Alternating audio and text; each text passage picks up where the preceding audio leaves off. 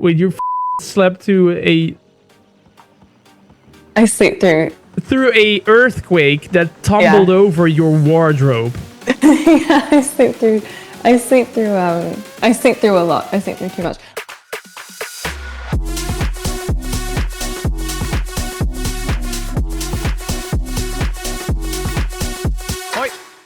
Oi! What's up, everybody? It's time for the second episode of Mindbooming. Again, same as last time, you can see that I recorded this intro separately from whenever we had the actual recording of the session. That's because the session is a Twitch live stream. So if you ever want to, participate in any of these streams, if you want to ask any questions during that recording, then please head over to my Twitch. Link is in the description of this video. It's twitch.tv/Rowen Dekkers. So if you want to, participate in it, ask any questions, be there, participate in something like that. We created this mainly to also really do it together with you guys, with the audience. So that's why we did it on Twitch initially, and I just want to make sure that it's on YouTube as well so people can watch it back. But yeah, check that out if you want to catch the next one. Other than that, this episode is going to be about sleep. I invited over Whole Health Gabie, who is amazing at these kind of subjects because she is a health coach who specializes in sleep, and she is also a yoga instructor that does a lot with sleep during her yoga and meditations as well. Super interesting stuff. Still, full disclaimer, we are not medical professionals. So meaning if you actually have any diagnosed sleeping problems, please search for a doctor or a professional in any way, shape, or form, as we are not that. So anyway, what we're going to be talking about very briefly, we're going to be talking about sleep schedules. This includes the time when to go to sleep, when to wake up, but also the quantity of sleep. We're going to be talking about blue light and if it's good or bad. Well, spoiler alert, it's a little bit of both. We're going to be talking about a history of sleep and if anything changed in the last generations, maybe. Some fun just facts about sleep, obviously. How sleep affects everybody differently. And with that said, obviously, we're going to also share some personal experiences that we had with, trying out different sleep schedules, trying out certain tips to help you improve your sleep. And at the end, if you think this is way too long, because again, it's a whole live stream, it's a lot, it's like 3-4 hours worth of talking and talking and talking. So I understand if this is way too long for you to keep paying attention. Feel free, obviously, to also cut it up a little bit, listen to it on the background for half an hour, do half an hour tomorrow or whatever. I do really recommend watching the whole video or listening at least to the whole video, as there's some really informative stuff in there that I think can help a lot of people. But if you don't have the time, at the end of the recording, we are going to summarize some of the tips, some of the tricks that we talked about. So there's a quick summarization at the end of the video, and there is also a quick practice meditation that we're trying on stream. You'll only see my feet up on the camera because I'll be laying on the ground. Exhaling through the nose or the mouth. One more deep breath in through the nose. But it's a nice practice meditation where you guys can already learn to do something at the end of your day to wind down, relax, and get ready to sleep. Because it's super important, and that's everything you're going to find out today. So let's hop into it. Please don't forget to leave a like, subscribe to the channel, and don't forget to ring that notification bell if you want to be up to date on when the latest video is uploaded. Furthermore, all Gabie's, aka our guest's info, is also in the description down below if you want to find her. She has a lot of interesting stuff. She does a lot of online sessions as well to help you guys, to coach you guys when it comes to health. So if you ever actually need help like that, feel free to reach out to her with the information down below. But you can also always send me a DM on any platform, and I'll be happy to talk to you guys about it. Now let's get into the video. I hope you guys enjoy it, and see you on the flip side. Bye-bye. Hello? Hello, hello. Can you hear me? Oh. I can. I can. Can you hear me again? Yes, I can hear you. Sorry, I'm just going to mute my stream. Oh my god, it almost looks like I actually prepped. This is impossible. Let me put this a little bit different though. I got my ducking on Discord. Look at chat. We actually prepped. Hey man, dude. Hi everyone. No, there's nothing wrong with chat. I don't know what you're talking about. There's nothing wrong with chat, Bumsky. I don't know what you're talking about. dude. How are you doing, Gabie? Welcome in. Thank you. I am great. Doing great. How are you doing? Awesome. I'm doing good as well. I'm gonna quickly remove the ducking though. I noticed that it's not picking up my voice, so I'll look at that another day because this is not working at all. No worries. Okay. But yeah, I was thinking like I can do your introduction, but I think you can do your introduction way better than I can because like your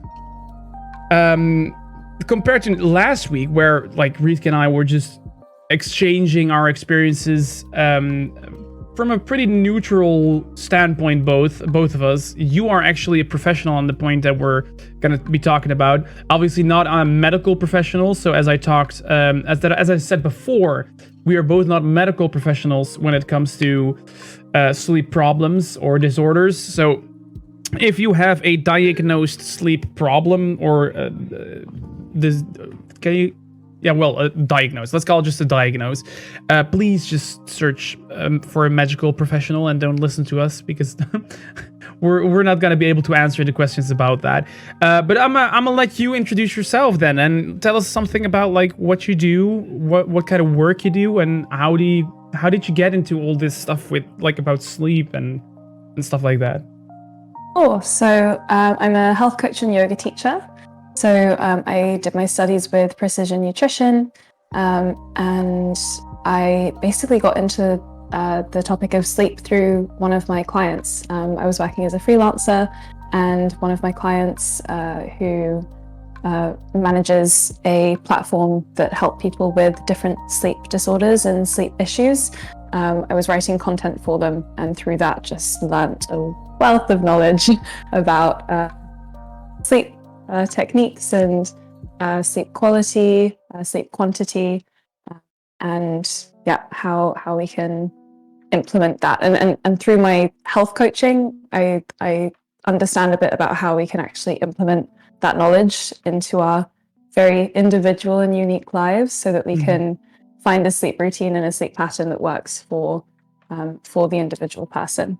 Yeah, because is it then that you like specialize within your health coaching, you specialize on the sleep, or is it just one of the parts of being a coach in that section, in that focus? It's one of the aspects. So, but it's interesting because I mean, once we get to understand a little bit more about sleep and stress and nutrition and exercise, we come to realize that actually all of those things impact one another. So actually, you know, the way that we sleep is going to have an impact on how our body regulates weight, and it's going to have an impact on how we manage our stress levels and how our body is capable or not of exercising.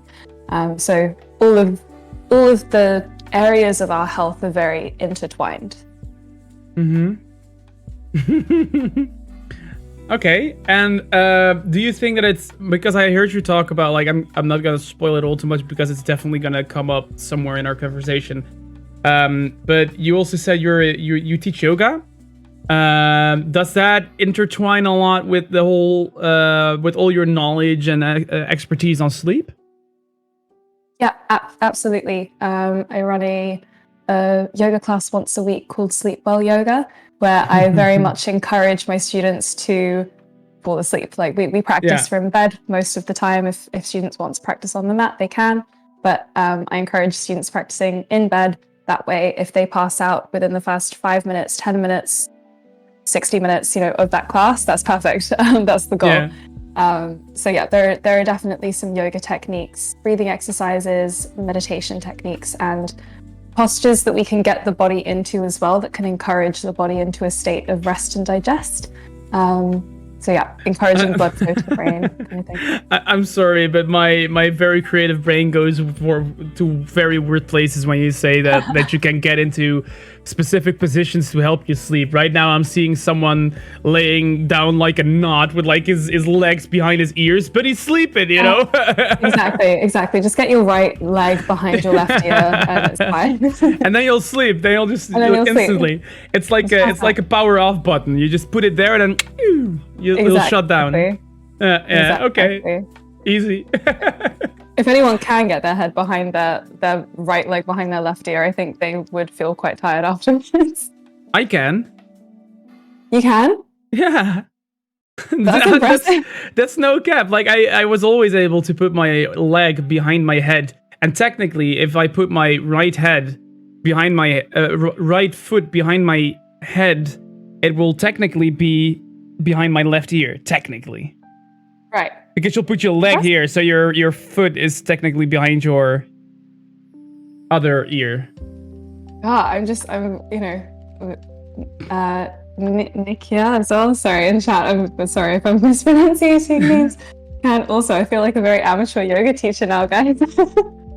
Yeah, but like the only thing for me, I have been having a little bit of more trouble with doing that in the past couple of years, and I found out that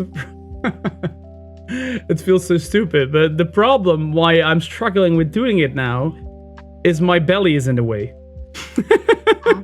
Well, the joys of getting older. It's literally my belly is in the way, so when I push it too far to really reach behind my head, my upper leg will be blocked by my belly. I just like I'm still mobile enough, like my joints can still handle it. It's just literally something being in the way there. Yeah. It's good. A little bit of cushioning for protectionists. You know, we need some in winter. Yeah, I need to protect my six pack. I need to keep it intact. You know, that's what it's for. Are we gonna learn some of those tips today? Or are we just gonna talk about the effects of sleeping on your life? You mean like sleep tips and stuff? I think we're gonna talk about that, right? Definitely. Nice. Definitely.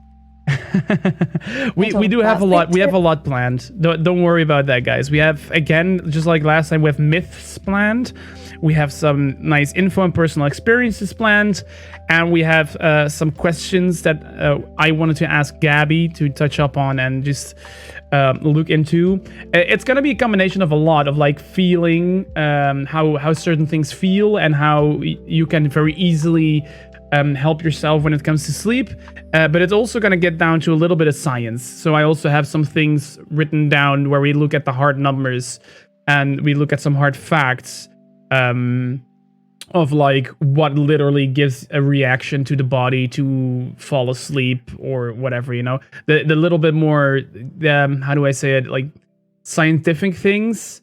I mean, in the end, everything can be debunked, I guess, by reactions, responses to certain situations or ways of living and yada, yada, yada. But I think we can definitely separate it in a way where we say we have things that involve us more in an emotional way and things that are just, you know, looking at the numbers, looking at reactions from the body to certain things.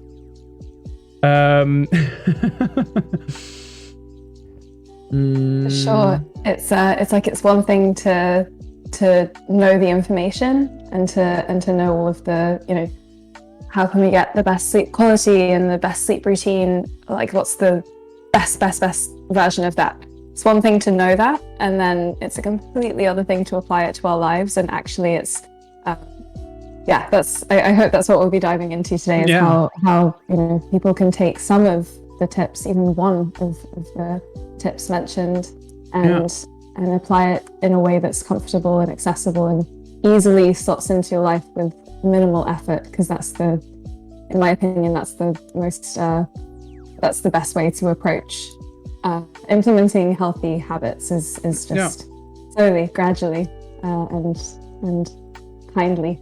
I think there's always a big difference between knowing something and understanding something. I know that in the more Eastern culture, there are actually names for that. So you have people that are smart because they know information, and you have people that are smart because they understand things. So basically, the people that are smart out of life expertise of like having lived through a lot of things and learned from that, you know.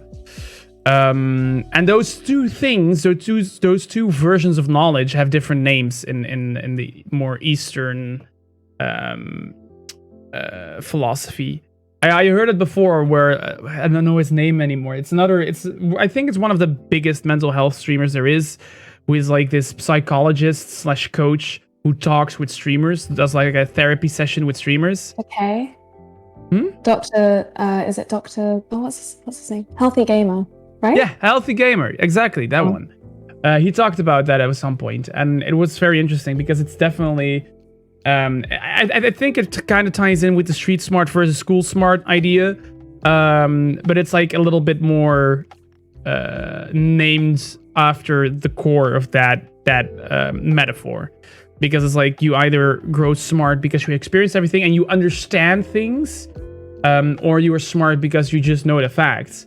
Like there are definitely a lot of tips, same as something that we touched up on last week, and where I actually talked about with Romy yesterday as well, where she said like, hey, you know, I'm doing stuff on Twitch right now that I really love to do, that really gives me energy and that I'm happy doing, but a while back, I was really struggling to find that, and I know that Romy, one of the multiple people that told me that, just said to me, "Hey man, just do what you want to do what you like."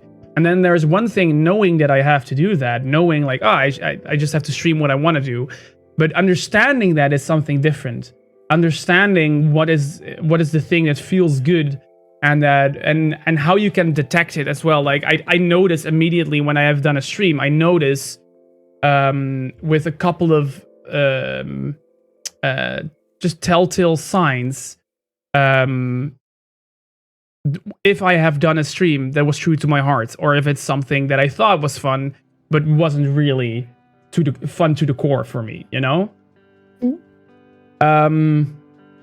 But yeah, I think we're already dwelling on everything that's not even related to sleep right now, but we are going to touch up on different facts that are related to both of those things, I think, and how we can connect that and how we can maybe help you guys experience it so you can get to that side of understanding the matter. I think one of the first things we could do, which is probably the most interesting or the most handy to start out with, to kick off with, is going over a couple of informative things, just some info and some personal experiences that we had with this. I just want to point out, by the way, Caitlin already said it as well, and you said it as well. It's just super cool what you did with the whiteboard. Such a little extra detail. the Namaste Bomb Squad. Yeah.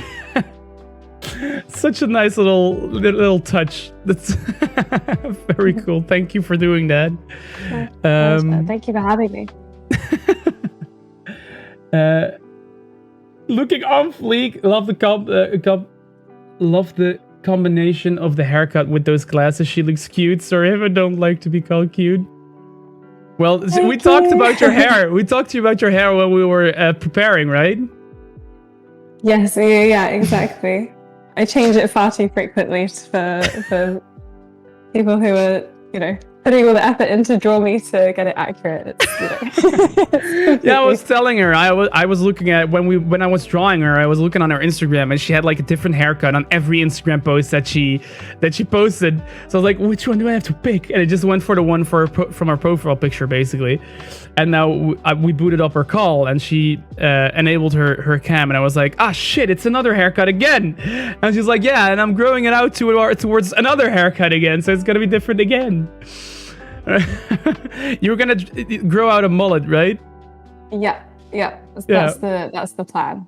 That's the new one. And then I said, like, if you're gonna have a lot of knowledge about sleep, so if you learn a lot about sleep, one thing that you will immediately become a habit of you is that you're gonna experiment with your hairstyle. So be prepared for that.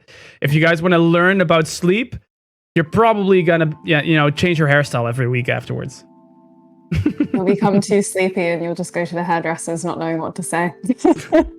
It? You like, yeah. they're just busy like doing the sides, and then you fall asleep, and then they accidentally slip, and you're like, we'll just go with it. Yeah. Then I wake up with a buzz cut. I'm like, okay. Okay, we'll just roll with it. You learn to live with it. It's a blessing and a curse. Exactly. Okay, so some things I've written down is obviously, like I said before, the fact I wanted to state that we're not doctors, we're not medical professionals, and I do want to also emphasize the fact that there are officially diagnosed 88 sleep disorders right now.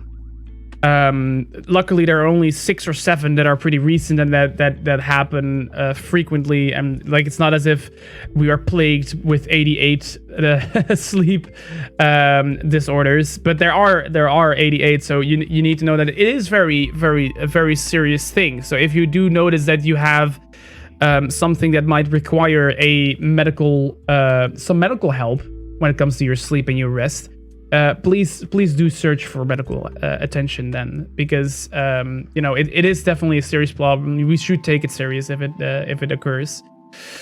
Other than that, I wanted just to state that most of my information that I got came from a Dutch guy named Floris Woutersen, who calls himself, I think, the sleep doctor is the alibi he has for himself.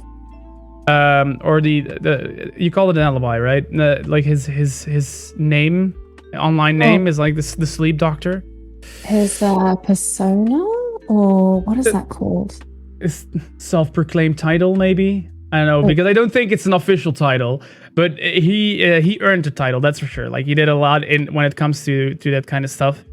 But I got most of my info there, so I'm just gonna immediately get that out of the way, so we know, like, if I'm gonna say something, it's probably because I heard it there, and I'm by no means, like you, further trained when it comes to sleep. I did do, when I was younger, I did do a sleep trial, which was a very interesting experience. Where I got invited to do, like, sometimes you get those invites, like, do a test for us and you'll get a lot of money if you do a test for us, or you test products and yada yada yada. Well, I had that minus the money. So I just got a mail if I wanted to test something for them, and I was like, whatever, sure, fine. So it was like a sleep test. And they were going to give me tips. They were going to give me a tip when it comes to sleeping every day for like 10 days straight. And after the 10 days, I had to reflect to them how I felt and what it did to me and how it helped me and how it improved my sleep in any ways, maybe or not, which was super interesting. I must say that I did learn a lot about my sleeping habits and also things that improved it a lot for me personally. And what were some of the tips that they gave you? One of the tips was basically the what's the old saying? Like, clean bedroom is a clean mind. So clean up your room was basically one of the tips. They said clean up your room, because if you come back to a very messy room, you're reminded about the stuff that you still have to do when you go to sleep. Because if you go to sleep, you should be, relaxed. You should be shutting down instead of being reminded of the things that you still have to do, which is cleaning up your room, maybe cleaning up your homework if you have like your desk in your room, or that you still have to do some work, or if you still have to mop the floors because there's this dirty ass stain somewhere in the corner, or, whatever it is in your room that reminds you of stuff that you have to do. One easy step is just cleaning your room. Another one was a big one that we're definitely going to be talking more about later. Turning off your phone, or putting away your phone an X amount of time before bed.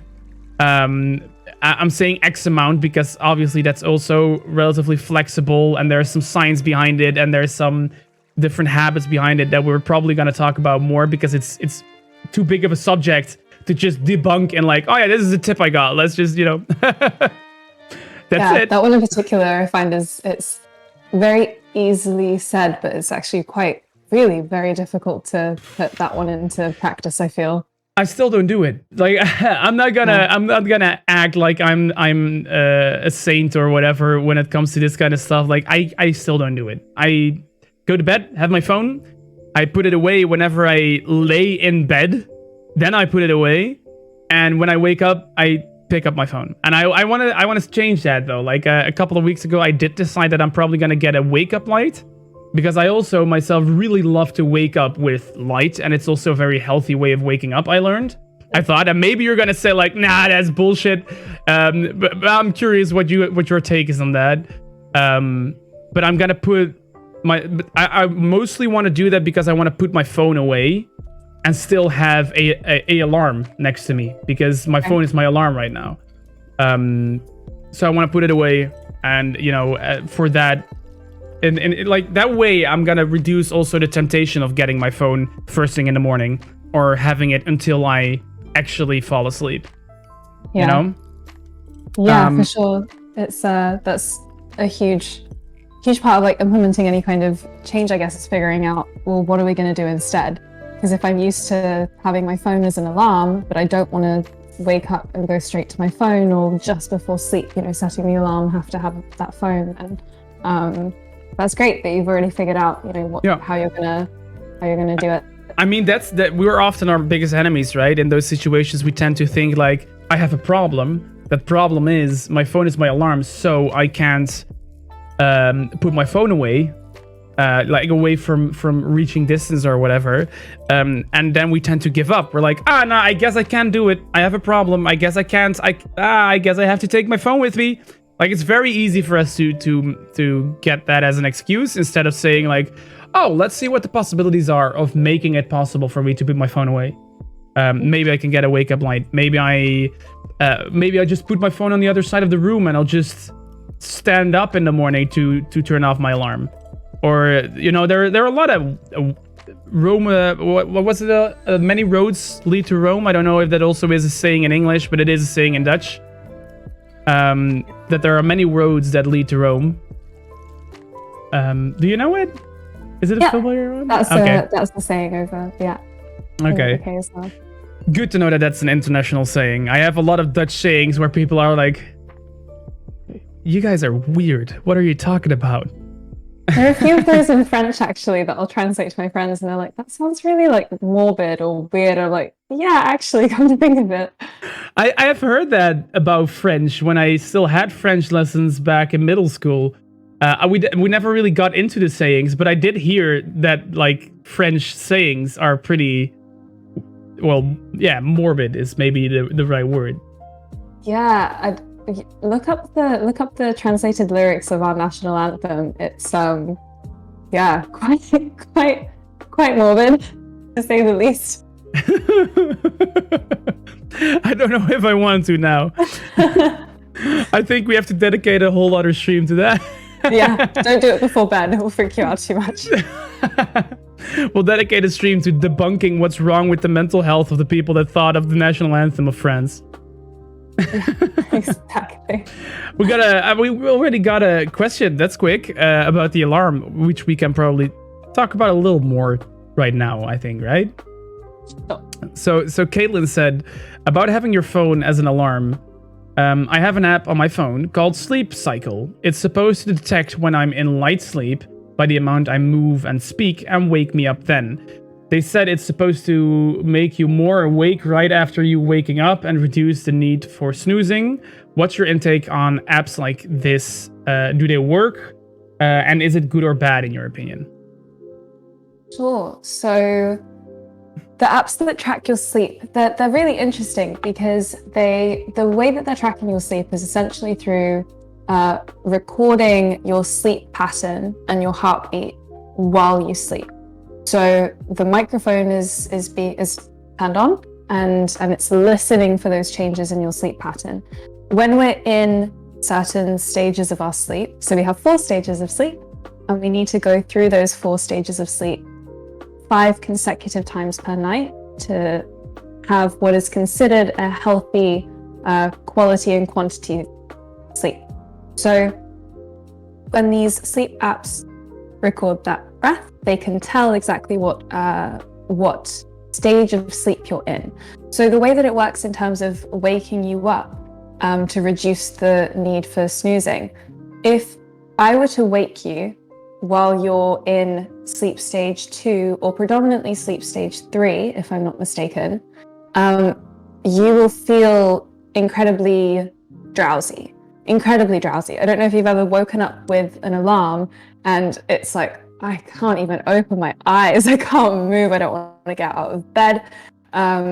It's very possible that your alarm woke you up just when you so happen to be in that third sleep stage. So the way that those apps work, they figure out when you're in the optimal stage to be woken up, and you can set the alarm. So you can set it, wake me up within 15 minutes, 20 minutes, 30 minutes, 45 minutes of when it thinks it's the ideal time. And so they'll avoid when you're in those deep stages of sleep. So, sorry, go on. Yeah, when it comes to that, I have two questions that pop up for me. One of those being, one thing that I heard is, and I don't know if it's true, maybe it's not, but that it doesn't really matter as much what time you go to bed, or well, it does matter what time you go to bed, but what's even more important than that is the time that you wake up. And they said, like, for your metabolic clock, you need to wake up at the same time as much as possible, because your body will rather try to be done before a certain time with your whole rest cycles, instead of, having to start at a certain time, which would be more important. Like, you will definitely offset your rhythm more if your body all of a sudden has to finish earlier or end later than when they have to start earlier or later. Is that true, or is that like a little bit of a myth? To be honest with you, I'm not sure exactly.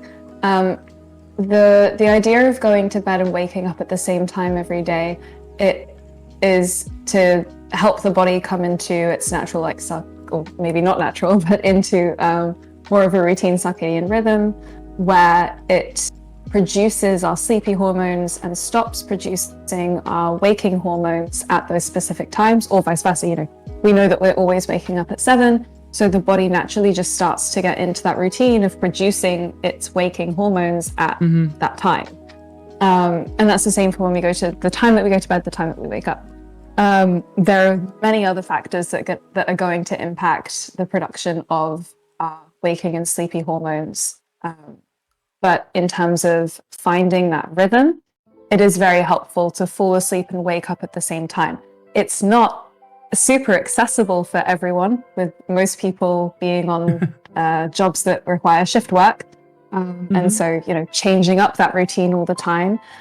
So it could be argued that, actually focusing on getting between 7 and 9 hours of sleep per night to try and get those 5 consecutive cycles of our sleep stages could be more beneficial for certain people. And again, coming back to, it depends who we are, what we do, how we live, and what we're struggling with.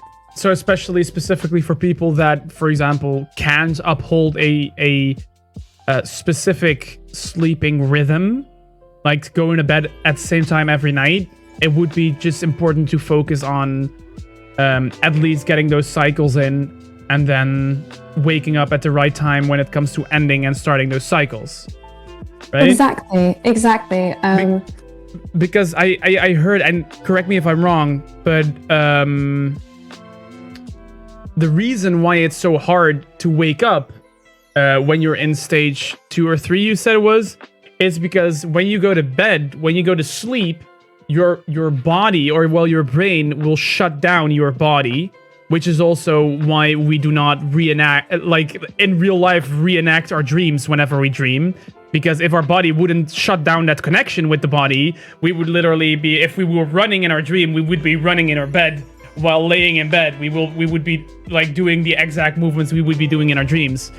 But that's, if I'm not mistaken, that is the reason why you feel so tired, right? Because your brain literally has to reestablish that connection, get your body booted up again. It's like starting a cold engine of your car. Like, everything has to start pumping and working again, because, your body literally went into a state of, let's reduce production, and focus on restoring and replenishing and everything, and putting, I think it also is short-term memory to long-term memory, and stuff like that, right? Yeah, exactly. Exactly. So if we think about when we're feeling super relaxed, even, our breath might be super slow and very deep, and that's what's happening during REM 2 and 3. So our breath and our heartbeat is very slow. We're in a very relaxed state. The mind and body are in those relaxed states. And when we enter REM sleep, the heartbeat increases and our breath increases, and there's much more activity in the brain, whereas in our 3 previous sleep stages, the brain activity reduces so that we can get into that deep sleep. And then all of a sudden, the brain starts thinking and it's super active, and that's our REM sleep is where we predominantly have our dreams. And so if we wake up and we remember some really wacky dreams, it's because our brain was just going crazy during REM sleep. Okay. So yeah, we certainly have different, our body's in very different states in those different stages. And so if we were to suddenly be woken up when our breath is, if we can imagine we're kind of in bed and we're breathing really deeply and really slow, it's kind of like, we're drowsing off, and then all of a sudden we wake up, it's like, as you say, the body suddenly has to get itself into this state of moving and being active, and that takes time for the body to get into that again. Yeah. So which stage is REM sleep? REM sleep is stage 4. It's the final stage, basically. Yeah, exactly. The final stage of that cycle. So there is no stage after REM to slowly get back into being active again, or does REM also function for that? It's essentially so we go back into REM1. So REM1, non-REM1, non-rapid eye movement is the first sleep stage.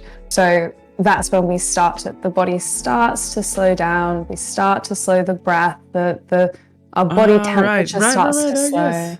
Yeah, and then in stage 2, that's even deeper. In stage 3, it's even deeper. Stage 4, all of a sudden it spikes up. And then we go back into stage 1. And so we have this slowed, reduce in brain activity, in body temperature, and then all of a sudden it comes back up again. And then we go back down. And ideally we do that 5 consecutive times in one sleep. Right. So the when we're talking about that, when it comes to I often used to have this and this is a very good one for me, because right now it's time to debunk a random Google fact. This is one thing that I just randomly Googled to find an answer, and I'm super curious if Google was correct, or it was one of those misleading random news articles again. They just spit something out which wasn't fact checked at all. But whenever you sleep, you trying to fall asleep, you lay in bed, you're trying to fall asleep, and you feel yourself dozing off, and you're right at that point of falling into your deep sleep, and all of a sudden you just you all of a sudden get back up, you gasp for air, and you completely wake up again all of a sudden. And I heard that is kind of in the same space as having your body shock a little bit whenever you fall into your deep sleep, because it should be related to the fact that your body is shutting down or disconnecting from your brain, and that it basically is a reaction because you're going into your sleep with your head, but your body isn't there yet. And that disconnect kind of makes a collision, resulting in you coming up again, because it's not going synchronized. I don't know if that's true, or what do you know about it? But I'm honestly, again, I'm not entirely sure on that one. However, I believe it has something to do with that. The fact that the brain is on its way to slowing down activity. And meanwhile, it still might be having some very vivid imagination, and then there's that disconnect between the state that the body's in. It's almost, when it happens to me, I kind of imagine it as if the body's wait, what? We're sleeping? I wasn't ready for sleeping. It's like something in the body just suddenly sends that signal to be like, you're actually running on water and you've literally just tripped and you're about to dive into a head full of sharks, and then the body's like, whoa, that's crazy, and it actually believes it for a second. But I believe it's something to do with the disconnect between the mind and the body in because stages. Okay, so it is indeed that. Well, then congratulations to Google. They gave me the right answer. It is indeed like exactly how I read it as well. It's just literally them not being synchronized correctly in a way, because your brain is already, okay, let's start dreaming, and your body is like, all right, let's go, and then the brain goes like, oh no, wait, you shouldn't be participating, fuck, and your body is like, let's go, and that's why you move all of a sudden, because your body was still active. Yeah, exactly. Interesting. I saw a lot of questions coming in, which is very we should tackle those, because this is a good moment for that, I think. Awesome. Well, everything is still relevant. Relevant. Is it true that dreams usually last 5 seconds? Somebody once told me that, but I feel like it's a myth, since if you remember them, it's like a full story. So, yep, around 5-7 seconds. Let me send you a little graphic, actually, because this might help to see why. I'll send it on Discord. I don't know if what. Wait, it's true? You could, yeah. I believe so. I've just sent you a little graphic. So wait. Yeah. Let me see if I can.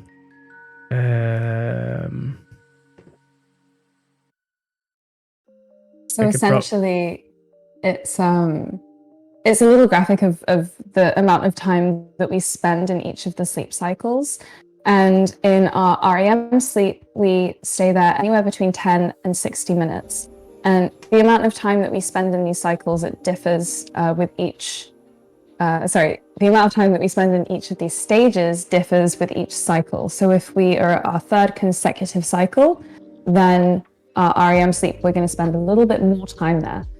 And so because it's only 10 to 60 minutes, there's a lot of brain activity that is happening during that time, and it's all very, very, very fast. There was a study done on memory consolidation with rats that are used in scientific experiments because of the similarities and results that we see between mice, rats, and humans. Obviously, it's not an exact science; they're not exactly the same. However, that's why we make those comparisons. And so, in this example, there were mice that were being studied while they slept, and during the day they were put in a maze and tried to figure out the directions of the maze and how to get to the cheese. And every day they were put in this, and they had to, repeatedly do this to try and figure out the puzzle, to try and figure out the maze.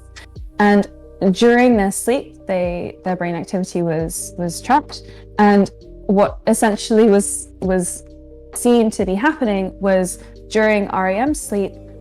It might not be during REM sleep. During one of the sleep stages for memory consolidation, the memory itself is being replayed at a much, much, much faster rate than what it was actually lived. So if the mouse was kind of going through the maze and it took them 5 minutes, well, that's being replayed in the mind during sleep in the space of a few seconds. And the brain does this repeatedly, so that we can save our memories, essentially, the stuff that's important. So brain activity goes much faster while we're asleep. And our thoughts are a lot quicker. It's so weird, though. Yeah. Like it's very really strange. Because I really recognize what Caitlin was saying. Like it feels like you're in a whole story, and like you're experiencing a whole story, and that it almost feels like hours of stuff happening. And at the same time, I gotta say, when you wake up, and you have like this retrospective thoughts about it, so you look back on it, then all of a sudden you do have this feeling like it all flew by like it was nothing. You know, I gotta say, if I really listen to my body or my brain whenever I wake up, I gotta say it does feel like it was very quick, even though in the dream it felt like it could have taken an hour. Yeah, I don't know if you've had it as well, where you'll wake up remembering exactly what your dream was, and then I know what you're getting at, and it just pops out of the mind, and it's never to be seen or heard from ever again. It's so strange. You can feel it going out. Like sometimes it happens in gradually within 10 seconds of waking up. Like you wake up and you're like, oh, I know the whole dream. And then once you finished saying that sentence, you're like, wait, no, fuck, there are gaps. Oh shit, no, wait, was it, where was it? What was I dreaming again? And then you're like, in 5 seconds, you lost everything. Yeah. It's so strange. So strange. Because our brain's actually very good and very effective at figuring out what is important information to remember and what is not. So it's basically your brain saying like, we're done with this. We're done. Exactly. The brain is almost recognizing like, that didn't happen. That wasn't real. And so therefore, deleted. We haven't reflected over this for long enough for it to be solidified in the mind as a memory. So delete, get rid. It's also true that like only a part of your brain is active when you're dreaming, right? Like that's why it doesn't compute for some of the more realistic things in life. Like for example, if you look at the time in your dream, the clock is probably gonna be completely fucked up. Or if you're gonna look at your hand, you're probably gonna have an extra finger or something. Yeah, I believe, and I could be wrong, I believe that the logical part of our brain is just disabled. Non-existent while we're dreaming. Non-functional. Yeah. And it's also very interesting that you said that they tested it on rats, because we are, let's be fair, we are as humans kind of in uncharted territory when it comes to sleep, right? Because we are the only species of animals that have such a compact sleep as we do. Because on average, all other animal species sleep on average around 15 hours a day, right?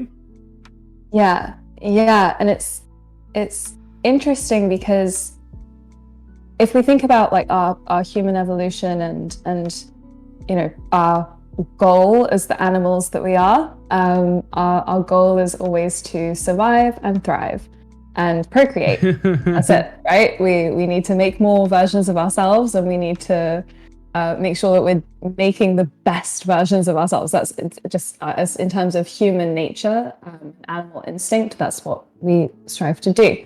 Yeah. When we think about the state that we're in while we're asleep, it's a really vulnerable state. You know, if we think back to very comfortable civilization, then, you know, we were sleeping in conditions that were, you know, we were exposed to the elements, we were exposed to extreme weather conditions, we were exposed to possible dangers all around us, like other animals, and so being in a state of sleep is not a safe state to be when we consider our human survival. So the fact that throughout evolution, our sleep has really not changed. The only time that our sleep has changed in terms of sleep patterns, quantity and quality has been when society have come in and implemented changes to our sleeping norms, and when someone comes in and invents the light bulb, and that's how impact. I was just about to ask, are you referring to Thomas Edison coming in with well, he didn't invent the light, probably, like that's a big question right now, I know that, but he's like the one that commercially made it available, I guess. But yeah, because there's a fun fact there, right? Like before we invented the light, we slept way more than we do right now.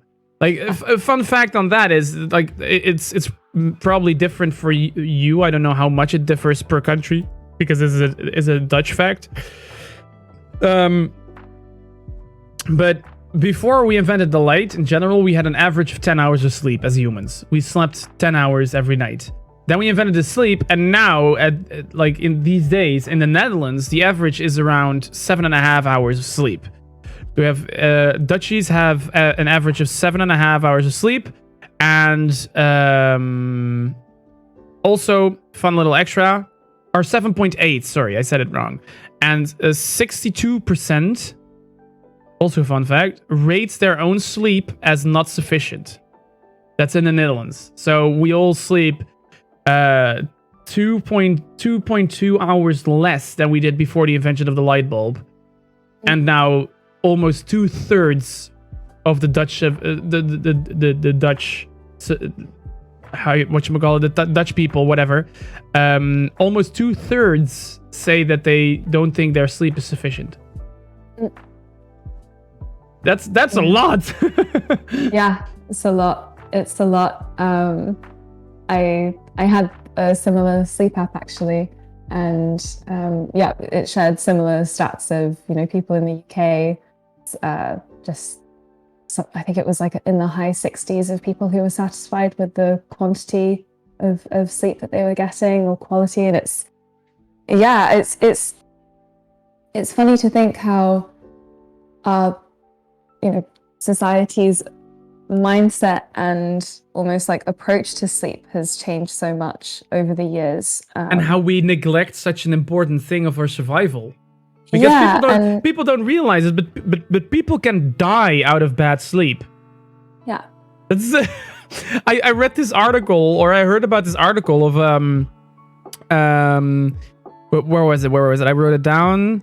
There was this guy who was working for a big company in America, and I gotta see where the story is. Otherwise, I'm gonna say there it is.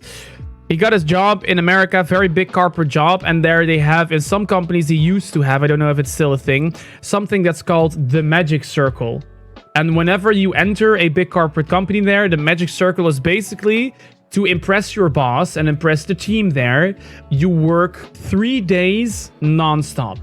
So 72 hours, you work on end. They literally work, eat at the job, work. They call a cab. The cab brings them home. They tell the cab driver to just wait for a sec outside, go inside, shower, take new clothes, get back into the cab, get back to the office. And they do that for 3 days. And somebody, well, probably multiple people, but this was a story about one specific person, and that guy died because of epileptic attacks, because of, like, they also diagnosed that it was because of him not having enough sleep and not enough rest for the body, so he got epileptic attacks and died because of it. And people still so oftenly neglect their sleep and think like, what's the couple of hours of sleep? I can pull through one night. I can do an all-nighter. It's fine. Yeah, and that's the thing with not. I mean, in terms of health issues, without having enough sleep, I think we have even less of the immediate health issues that come from a lack of sleep than we do the long-term ones.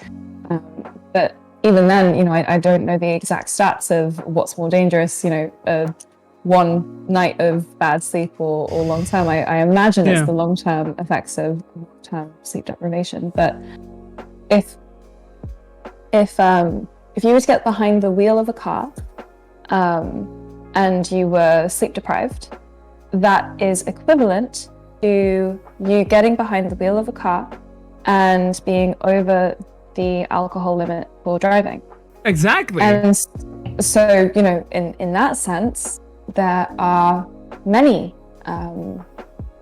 instances of people who have unfortunately, been in positions of sleep deprivation being quite serious, because people end up in car accidents because of it. And it's crazy to think that it's almost like it's like a mindset thing where what do we value as a society? Well, we seem to value, you know, working a lot, working to the point of not sleeping, and just working through those nights. Yet, actually, if we want to improve the quality of our work, then it's much more beneficial to sleep. And according to Matthew Walker, who is a neuroscientist and sleep expert, he says, you know, one of the most underused, I guess, performance enhancers for athletes, for musicians, for a lot of people is sleep, because of how many benefits it brings. And yeah, it's interesting. It's true. If you, for example, do something as simple as fitness, especially for guys, because guys also do a lot of heavy weight lifting, where I feel like there is a very easily trackable result to it. Like you can lift an X amount of kilos. When it comes to something, I also do dancing, for example. With my dancing, it isn't very easily measured how well I danced that session. But when it comes to sleep, I definitely noticed that when I was still doing a lot of fitness, whenever I would have a bad night's sleep and I would go to the fitness early, I would perform way worse than when I was well rested, when I had some healthy food in my body. I just felt good. I didn't drink the night before, something like that, you know, stuff that also impacts your sleep in a way, because obviously whenever you drink a lot of alcohol and you go to sleep, alcohol dehydrates, and it has a lot of effect as well on the body when it's trying to get recover. There's a lot of things working there, but you definitely do notice a big difference there. And I've really been shocked by the amount of it. Like, where I'm like, holy shit, I can bench 10 kilos less than normally whenever I am well rested and had some healthy food in my body. Yeah, Bomsky, for you are a meta-human. For you, alcohol only does wonders. I understand. You are special, my boy. But a good question about this subject I quickly read from the Kia.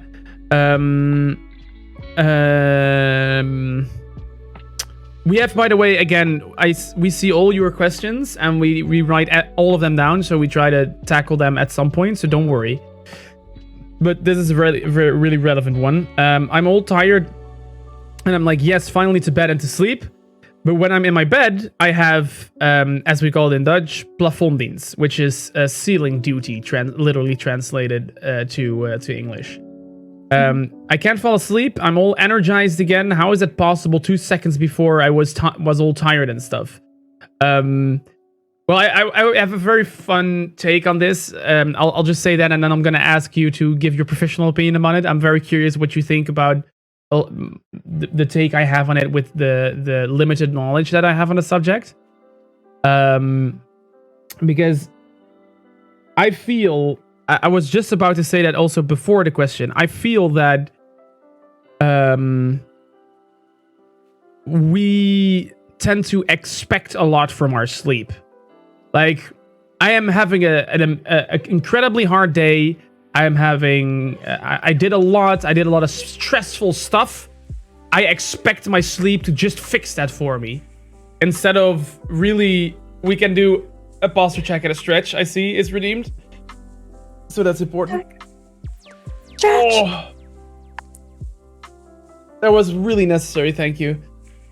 But I feel like we can't really expect that from our body, right? We can't be like, oh yeah, I had a very stressful day, I can't fall asleep. Huh, what's this? Now, mostly we have to, in my opinion, look inward and see like, there's a reason why I can't fall asleep, because I haven't really, you know, processed my day and the stuff that's going on in my head and the problems that I'm dealing with. Hi. Wait, one sec. See you later. Bye-bye. But I think, sorry, one of our guests was just leaving. I think that has a lot of impact on it, and it will always immediately reflect on it. It's something we also have to take into account.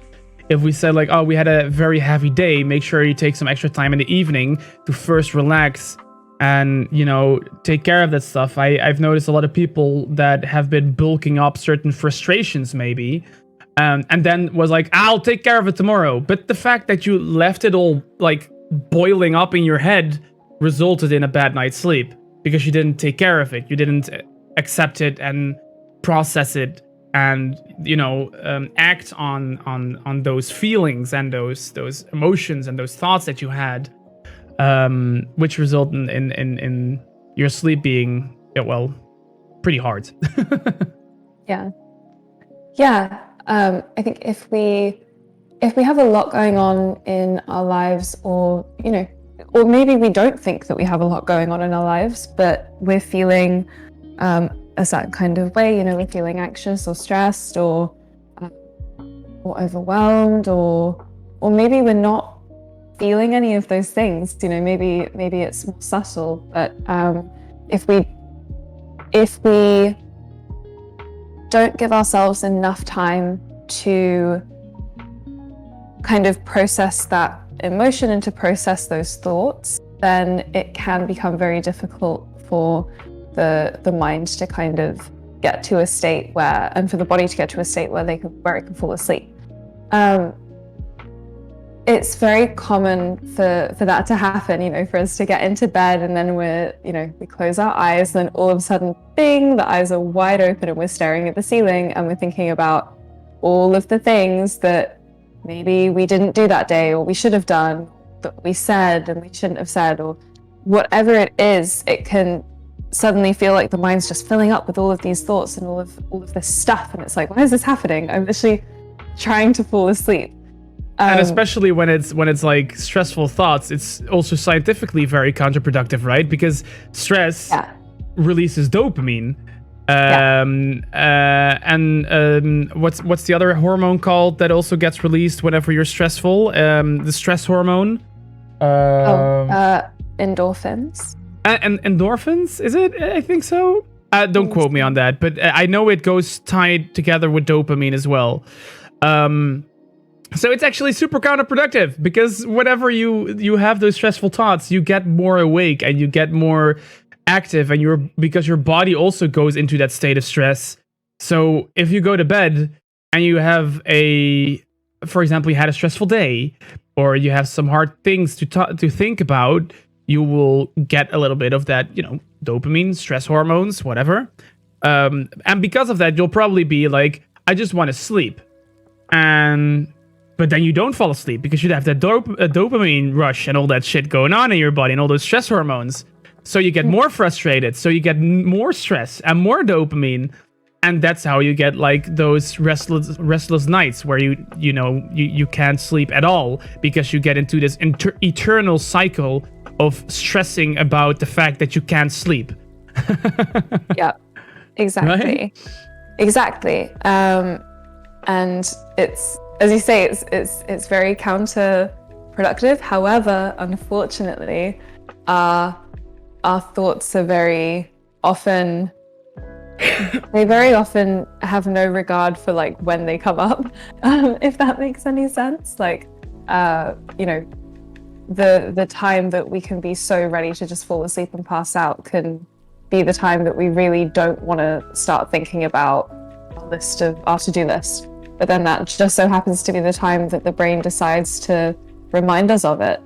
And that can be really frustrating and confusing as well, especially if we're genuinely feeling tired and we haven't done anything to remind ourselves of those things that we're suddenly thinking of. Yeah. But the brain just goes there. And I think that to help with that kind of thing from happening, you know, when the mind just suddenly starts to remind itself of all of the things that we need to do right before we need to go to bed, it's because it thinks that it correlates those things with something that we need to do. And, you know, going back to this idea of the body is only here to, like, you know, we thrive, we survive, we procreate, that's our goal, our main objectives. So if we're feeling stressed suddenly, if something comes to mind that triggers our stress response, then we're not going to be able to sleep, and the body is going to want to resolve whatever that is before it's able to get into a state of rest and digest, which isn't always possible.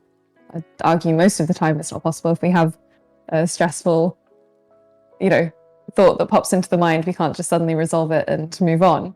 But that's when we can turn to some of our body's built-in mechanisms to try and encourage the body back into a state of rest and digest. Because often what happens is, if we're way back when, we experience stress because it helps us survive. If we're getting chased by a bear, then our stress response activates so that we can survive adrenaline, that chase. Dopamine. Exactly. Yeah. Exactly. Our eyes widen, our heartbeat increases, we're able to take in more oxygen, all that great stuff. So we need anxiety, we need stress. However, today we interpret stress in a very different way. And the body is not going to discriminate. If the body experiences stress, stress is stress is stress. It's always going to react in a situation like, okay, you got into an argument with your boss at work, and so we're going to react in the same way as if you were being chased by that bear. And so if, we kind of need to remind our body in those situations that actually the stress that we're feeling is not life-threatening, but rather it's, stress that we're experiencing because of our modern day lives. And we are in more safety than we think. But the body doesn't know that. So we can leverage our body's built-in mechanisms to kind of remind ourselves that we are in a safe situation. So we can use things like our breath, practicing breathing exercises, encouraging blood flow to the brain, and through meditation. But those are the kinds of things that if we train the body how to get into a rest and digest response, then it only gets better at getting into that response and staying there. Yeah, I feel like it really ties in also with the whole philosophy behind what Wim Hof is doing. With Wim Hof probably, right? The Iceman. Never heard of him? You have to check him out. You can probably just count yourself as inactive for a whole weekend if you're gonna find him out. Like I have found out a little bit of what piques your interest. You're gonna probably be addicted to this stuff. So Wim Hof is it's also very scientifically researched by now. Is a guy that is known as the Iceman because what he did is he did a lot with cold temperatures and letting finding out what kind of impact the cold temperatures had on the body, the recovery system, the rest system, the stress system. I also, by the way, quickly Googled it. It was cortisol. Cortisol is the stress hormone. And one of the things that he found out, for example, is with taking an ice bath, in a safe way, of course. There's also breathing exercises that go hand in hand with it. But he found out that you can reduce, and that's a very fun one for this specific case. Say you're being chased by a tiger, you learn to release less cortisol together with the adrenaline. So your body, what your body will do is your body will, whenever you're in such a state of stress, because it's like a fight, flight, or fright moment, your body will produce adrenaline hand in hand together with cortisol, being the stress hormone. But what his form of therapy, you can call it, works is in the end through those breathing exercises and through those ice baths and stuff, your body gets to a stage where it will still peak in cortisol, but immediately go down again. So your adrenaline will still go up, and your cortisol will peak and correct itself and go away again, while your adrenaline just keeps going. And they tested this out with also two different test groups, where one group did already practice his methods for a long time, were like very experienced practitioners, and the other test group was like filled with people that didn't do that. And they literally saw like that with the people that did practice the Wim Hof method, the cortisol didn't go as high, and the other people, well, the cortisol just went through the roof like a normal person, like you and me, like who never really do that. You know, you do it a little bit more. I don't do it as much. But it was super interesting to see because it literally changed the way our body responded to stress just by taking ice baths, doing breathing exercises, and basically learning our mind to cope with those stressful moments a little bit better. Yeah, for sure. And we can essentially view our parasympathetic nervous system and our sympathetic nervous system, so rest and digest, and our fight freeze modes, as muscles that are in balance with one another. It's like they're if one is stronger, then the other one's weaker, and likewise we kind of want them to be level, because we need our stress response, because that's what keeps us away from danger and keeps us moving towards safety. And we need our rest and digest response so that we can recover and grow and consolidate our memory and thrive. So if one is much stronger than the other, because we're just used to being in a state of chronic stress, for example, then the body will just be much better and much more effective at getting into that state and staying there. And it will be less effective at getting into our rest and digest. It's kind of like, when we think about your stereotypical yogi, they're like super zen and like levitating, and like it's those kinds of vibes, like that. And that's because yogis, they are consistently practicing things like breathing exercises that help to strengthen that rest and digest response in the body. And that's consistency is really the main thing with yogis in particular. It's, a lot of yogis might not be aiming for those goals, but because of the nature of the practice, it being so heavily focused on breath work, that's almost like a symptom of the practice. Yeah. But yeah, there are lots of ways that we can leverage the body to kind of train those two systems to work to our advantage. Yeah, super, super interesting, because it's definitely something I think we don't really take as serious, and we don't really carefully think about as much. It's rather something that we just push away, It's like something like, fuck, I'm just stressed out about something. Let's just, get over with it, move past it, whatever, done. Because we don't like the feeling and we just want to get away from it, I guess, instead of learning to deal with those feelings and those things happening, because it's a part of life. In the end, we'll always get stressful things in our past. We will have to deal with it. And for that, to really properly do that, in my opinion, we need to understand how it works and why our body reacts in a certain way and does certain things. But yeah, I can dwell on this for very long, this specific subject, especially because I tried out a lot of Wim Hof's exercises, and especially cold showers is something I tried out last year a lot, which is super interesting because it did so many things. Aside from it boosting your immune system to making you feel way more energetic, and obviously there also being a balance, because in the end, in evenings, for example, it's also debunked that you should probably get a warm shower, which is a little bit better, because that way your pores will open up so that your body can ventilate better when you're sleeping, stuff like that. But whenever it's morning, a cold shower is amazing. People will tell me like, dude, you're crazy. Cold shower? Nah, it needs to be warm. And I'm like, I get it. I used to think like that too.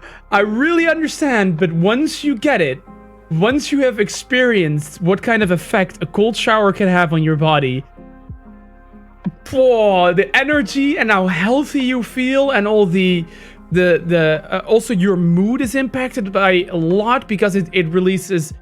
This does release dopamine. I'm not talking about cortisol right now. This does actually release dopamine. It does release dopamine, and dopamine, that's where I was confused. Dopamine is the happiness hormone. So you do feel happier, more energetic. You want to do stuff, and it actually also helps with fat burning. Like the state you get your body in helps you with burning fat. If you have done cold showers once in a while, you need to do it for an X amount of minutes to have certain effects, obviously. And you can also switch. So you can also do like cold 2 minutes, then 2 minutes normal temperature again, then 2 minutes cold, 2 minutes normal, where like the switch also has an impact on your body again. It's such an interesting thing, which also impacts, obviously, in the end, our sleep. Because whenever we're happy and whenever we're satisfied, we're easier. I talked about this yesterday, coincidentally. Whenever our metaphorical bucket is empty, we can take a lot of stress and hardships and stupid stuff happening super easily. But whenever our bucket is filled, a small thing can already make it overflow. And if that happens, 9 out of 10 times, whenever we are, whenever we are laying in bed and we're having ceiling duty, as we called it before, so we're just staring at the ceiling because we are wide awake, it's because our bucket is full. And it needs to be, there's so much that still needs to be processed. Like a lot, at least for me, a lot of the time, that's why I can't really fall asleep. In my case, it's like you said at the beginning, it's all super unique. I think I also have a very unique way how my body displays what's happening, and why that I didn't process stuff enough. For me, it's not that I can't sleep. I can always sleep. For people that are sleep deprived in chat, I'm sorry, I'll probably make you jealous, but it's a blessing and a curse, trust me. I can always sleep, and I'm a very deep sleeper. When I get to sleep, I'll sleep for 8 hours on end until my alarm goes off, and I will not wake up for anything. I have had nights where like Romy would tell me the morning after, like, oh my god, that storm was something, right? And I was like, storm? Which storm? It's like, it was thundering, and like I thought I heard a tree fall over or something. I was like, no idea what you're talking about. But that's like a blessing and a curse, because at the same time I can't sleep during the day, and the way my body processes my bucket being over full is I will overthink stuff so much when I'm in bed then that I will go into a panic attack. So in my case, it's not that I will just not be able to sleep. I will be able to sleep, but we're first gonna have some fun with a panic attack for half an hour. We're first gonna really, feel some really, really bad shit, and then afterwards, I'll be so damn tired of that panic attack that I'll just fall asleep immediately. I think it might have something to do with the fact that because when we're asleep, we're in more of a vulnerable state of being. I think it might have something to do with that. The body's anticipating that, and when it starts to think of the things that are stressful and it gets into that stress state, then it's almost like anticipating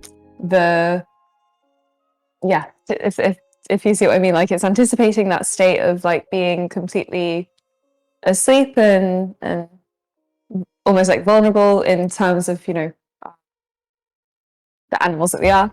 And then it kind of goes like, we can't do that yet.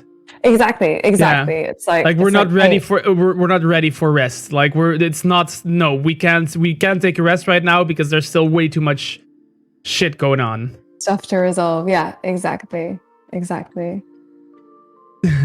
Got a really interesting one, but I know this person in chat right now is saying I'm a light sleeper, and I'm like, yeah, but with you, it's also, I feel, and I want to know your take on this, because I know Bits is a mother, and I have a theory that maybe I'm just like, it's just very, very coincidental that I only know that the mothers that I know are just all coincidentally very light sleepers. But do you think that's like, I feel like that's like the mother instinct kicking in, like that's something that came with that stayed within our natural response from back centuries, you know, from even back in the Stone Age, where, you know, the mothers used to stay behind with the children, and they had to basically also take care of them, and they are very guarding and protective of the children. And I know my mother had that feeling with it, with like very light sleep. Like when I was younger and I always used to go out a shit ton, she could just not sleep until I was home. And if she could, then she would wake up with like the slightest bit of sound, because she would want to know if it was me coming home or if I got home safe or whatever. And I heard it with friends as well, other people that have children that I met over the years. Now also Bits. I think it's just, I see a pattern. For sure. Yeah, Bitsy, I'd love to hear if what your sleep was like before you had children, actually, if you'd be happy to share, because that's definitely, that definitely happens when we have children. It's another one of those instinctual things that happens in the human body that has just, it's a survival trait. It's an evolutionary trait. That, it just makes me realize that dads are such dicks. Like, well, you know, we'll sleep through anything. We're like, fuck it. My kid's dead? Fuck it. I'll make a new one. Fuck it. it does seem to be something that you know, mothers do experience. I'm sure, you know, I don't. I'm sure it's a similar thing with dads as well. Once you start to hear your newborn crying in the middle of the night, you have that instinct, like inside, to you're much more alert. You're in a state of alertness, and because you now have this, you know, child that you need to be responsible for and look after. So therefore the body is it's in a much more heightened state of alertness, which is unfortunate for mothers and for fathers all over, because it does seem that, you know, sleep patterns will change quite drastically. But it really does expose the males in this situation, in my opinion, because you're saying like, oh, maybe the dads have that too, but I've seen a lot of dads that really don't have that. I think their natural instinct just said, fuck it. Just fuck it, we don't care. Like, I think stereotypically seen, and like stereotypes exist for a reason, obviously, but dads will be rather frustrated than worried when they wake up in the middle of the night because of their kid, and mothers will like they tend to care faster than be very frustrated. They can also be frustrated, but they have like that sub emotion of wanting to care, probably, where a dad is just like, I don't want to get out of bed, just let me sleep, you know? Yeah. And it just makes me realize that we really are dicks. Well, to give you guys some credit, I think it is kind of understandable that maybe mothers do have that instinct to wake up a little bit more easily and to sleep a little bit less than fathers do, because of the pregnancy aspect. It's possible that, you know, that circadian rhythm changes specifically in women once they give birth, because or even once they're pregnant, because all of a sudden the body is very, very aware that this thing that we're building and creating needs our surveillance, like, you know, all the time. Caretaking. Let's say, yeah. And you know, as cute Killer Fox has mentioned, dads can have pregnancy experiences too, where their instinctual responses might start to get a little bit more sensitive during pregnancy because they see that their wife is, you know, that this is happening. Maybe they're waking up in the middle of the night. A dad becomes more like I feel like naturally a dad becomes more like a dog does. They are just protective, you know, like no, but it is true with dogs. Like they also say that like you need to. One of the tips they give is like if when your wife gets pregnant and you have a dog. You need to make sure that you let your dog near her belly a lot, so because the dogs can also like feel that, or maybe they can smell it or experience it or whatever. But they are really guards the mother, even though it's like not even their partner. I mean, it's the dog. They will guard their mother, and especially the belly. Like you see a lot of those videos on YouTube as well, where like a mother sitting on the couch. And someone wants to just touch the belly and the dog just instantly goes guarding mode. Like, you do not touch the belly. Like, shoulder, fine. A pet on the head, fine. Touch the belly? Oh, fuck no. You know, Yeah. And it's the same with dads, I feel a little bit. You're like more protective. You want to make sure that that your wife is comfortable, that she's not having any weird pains. If she's having pains, immediately red alarms going off like, oh shit, what's wrong? You know, it's you definitely become more protective towards your wife and the baby, and I think the mother is more like, I just want to take care of the baby, which is it both in its own unique way. Is it, you know, valuable? It's not like one is better than the other or whatever, or that like I definitely don't want to say something like that because that tends to get lost in translation sometimes. Has to be. But it's very interesting what it does. But I think we're dwelling on the subject of sleep. Where did we start this again? Who knows? One thing though that I did actually want to mention with parents in the chat, something that I don't know if you experienced this, Rowen, but when you were a teenager, what was your sleep like, and how did your parents respond to your sleep? I was so rebellious towards my own sleep rhythm. It was ridiculous. I have always been, and my parents knew that. Like I think my parents in a lot of situations aren't really a fair comparison, because I have noticed that the way I have been raised is really, really unique, and is definitely not like it's definitely not normal, quote unquote normal, and with normal I mean like as we all see it in general, like the average childhood. Because you know, I've said this many times before on my channel, but like my father is a psychologist as well, and my mother is a neuro-linguistic programming coach.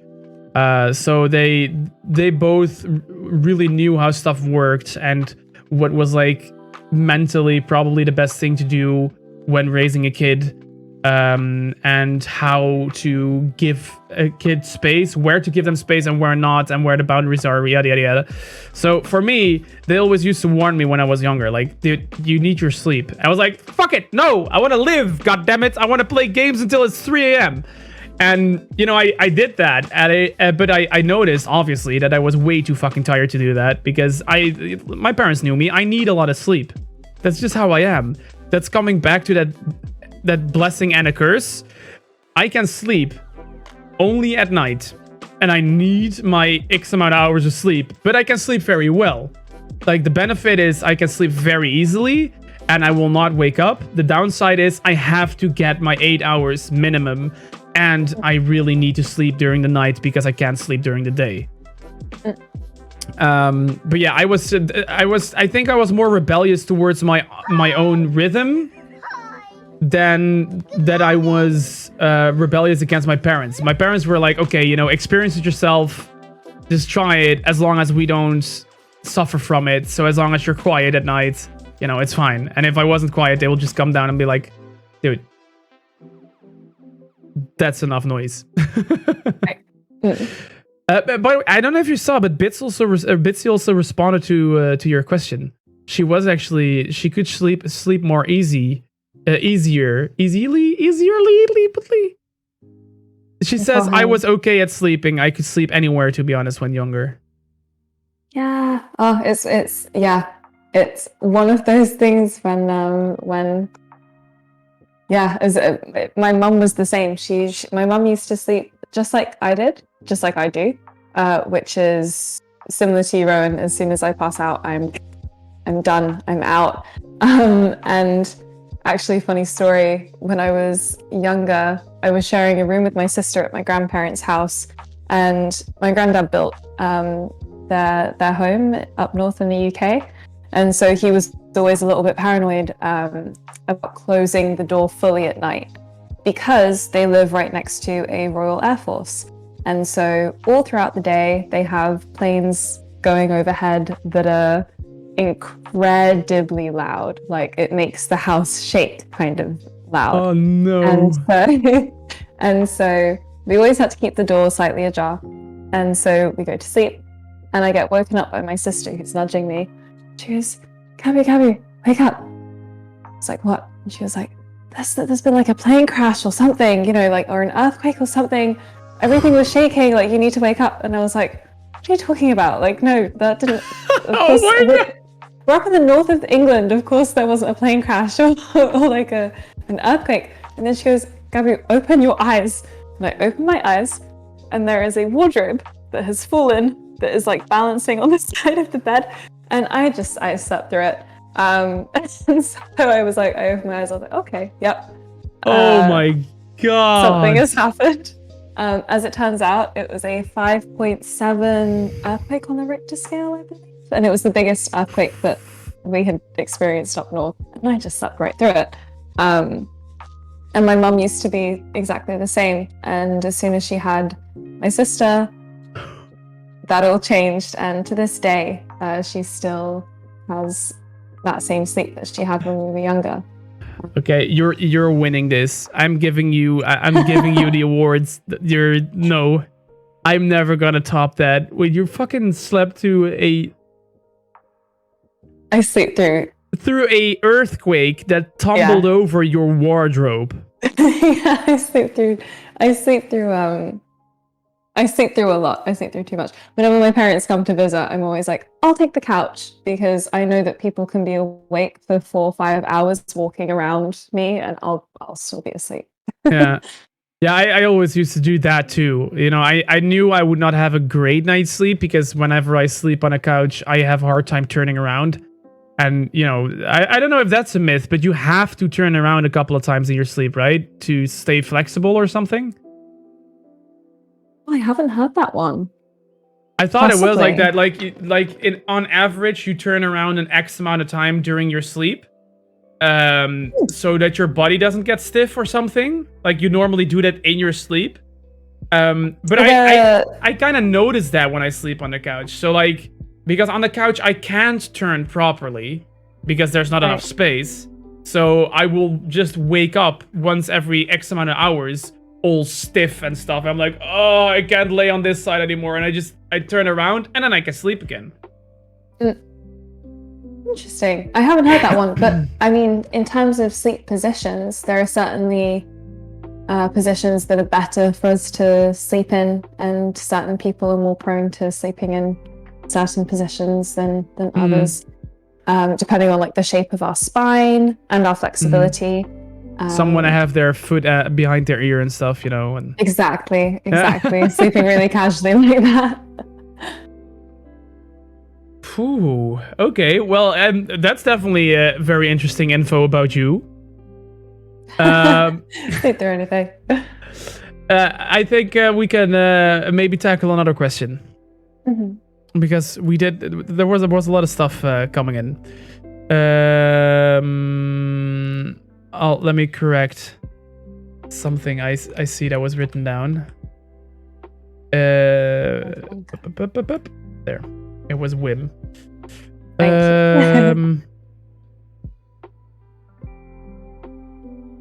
Okay, so Caitlin, coming back to a question you asked a little while back. I don't know if you're still in chat or paying attention or just relaxing, but here is your question. She says, also, I constantly feel sleepy unless I get 12 hours of sleep. People say that this is actually bad for my health, but I can't wake up without an alarm unless it's 12 hours after my sleep starts. What's your thought on that? So, just as there is such a thing as not getting enough sleep, we can also sleep too much. And anything over 9 hours of sleep for most people could be considered too much. The reasons why we might need more than 8 hours of sleep could be because our body is in a state of recovery. And so we need the sleep to be able to recover from whatever it is that we're recovering from, whether that be physical strain or mental strain. So when it comes to sleeping for over 9 hours, that could very well be because we have to recover, because the body is recovering from something. Although it could be it could also be too much. And actually the health issues that we see between people who sleep too little and people who sleep too much are actually quite similar in terms of the long-term health issues that we can see pop up. If we're getting 12 hours of sleep and that's the only way that we can wake up feeling refreshed, I think my advice on that would be to try to implement a routine of sleeping 8 hours and setting that alarm. And although it's a struggle, trying to, struggle through waking up after those 8 hours of sleep for maybe anywhere between 3 and 7 days, and keeping track of how you're feeling from that change. So if that's relatively short though. Like why 3 to 7 days? So it's great if we can do it for longer. However, when it comes to tracking and implementing changes for our health, if we can commit to 3 days of tracking our sleep, and we cannot commit to 4 days of tracking our sleep, then let's go for the 3. And if you're able to track those 3 days consistently, and then you get to the 4th day and you're like, oh, I can write this down, I'm used to this now, that's great. Then for as long as you can keep tracking information like, okay, I'm waking up after 8 hours every day, I'm waking up and I am feeling exhausted. You're writing it down, I'm feeling knackered. All I want to do is go back to sleep. I slept through my first alarms, like that's all I could do. But then you're also tracking how you're feeling later on in the day and how you're feeling going up, how you're feeling when you go to bed, just before you go to bed. And then if you can do that for as long as possible, then you can start to identify areas which are improving and areas which are still a struggle. So one thing that I would advise if we are really struggling to wake up in the mornings is, we talk about blue light as something that we need to avoid in order to get to sleep. And that's, we've chatted about some of the reasons why. Oh yes, we're going to this subject. Yes. But we can also use blue light to wake up, like blue light we get exposed to blue light in sunlight, we get exposed to blue light through artificial light, through our screens. And so just as we're using it to be able to initiate sleep, we can use it to initiate our waking state. So keeping the blinds or the curtains open a little bit, or as much as we can, that can encourage us into a wakeful state once the sun has risen. If we are waking up in complete darkness, then our production of melatonin, the body hasn't had that external signal to wake up. It needs to start that serotonin production, right? Yeah, exactly. It needs to know to stop producing melatonin and to start producing its waking hormones. And light is one of those signals that the body gets in order to wake up. One of the other signals that the body gets is warmth. So again, thinking way back when, pre-housing, pre a roof over our heads, how would we sleep in our natural state of just being exposed to the elements? When the sun rises, we get daylight, which helps us wake up. When the sun rises, we feel warmer, which helps us wake up. You know, our body temperature needs to drop by 2 degrees Celsius in order to initiate sleep. Sorry, 2 degrees Fahrenheit, in order to initiate sleep. And so, similar thing, you know, when we're waking up, our body needs to warm up a bit as well. So, yeah, sunlight can be beneficial for those aspects of improving how we wake up. Yeah, in this specific case, I already knew with Caitlin that she is also physically recovering. So would you then say that 12 hours would still be okay? Like if you're recovering from something? Yeah, both mentally or physically, because Fox obviously after that also said like she's not exactly doing 12 hours, but she is recovering. But she can relate to it because it's a mental recovery. Recovery, whether mental or physical, is going to increase the amount of sleep that we need. And that's because of all the wonderful things that happen while we're asleep, like our growth hormone production, like our hormone regulation, memory consolidation, muscle repair. All of these wonderful things happen. So if the body is in a state of stress, whether that's from physical stress or mental stress, we'll certainly need to be asleep for longer so that the body can make up for it's only logical repairs. In that way, right? I mean, like, you need to recover, so your body needs, like, normally has a schedule of 8 hours. Normally already, you know? Or 9 or 7 or whatever. So if your body has extra shit to recover from, then obviously it's gonna need more time. It's not gonna be able to do that in the same amount of time. So that's logical in a way. But what if you're saying, like, going back to you saying when you wake up you want a little bit of sunlight? How do you stand on the thing that I asked that I talked about before? How do you stand on wake up lights? Wake up lights, artificial lights. Just like a literal wake up light. So one that you buy, let's say like a $50 one, which is like this from Philips. The ones from Philips. Have you seen those before? Like the kind of the sun looking, the circular ones that emit like a pretty warm glow. Yeah. So what's your stand on those? I think anything that works for the individual. You know, in terms of a best practice, there are certainly more benefits to getting natural daylight than there are to getting artificial daylight. That being said, there are far more benefits from being able to wake up more easily through an artificial light, through the use of an artificial light, than through not using that. So, if it's one of those things where if it works for you, then that's great, and that's a technique and a method that could be continue to be used. Why not? And if one day you decided, oh, actually, you know, I have an opportunity now where I could use natural daylight to wake up instead of this light, then that can be tested, and if that can be implemented into the routine, then that's great. But in the meantime, or permanently, you know, a wake up light can be a great option.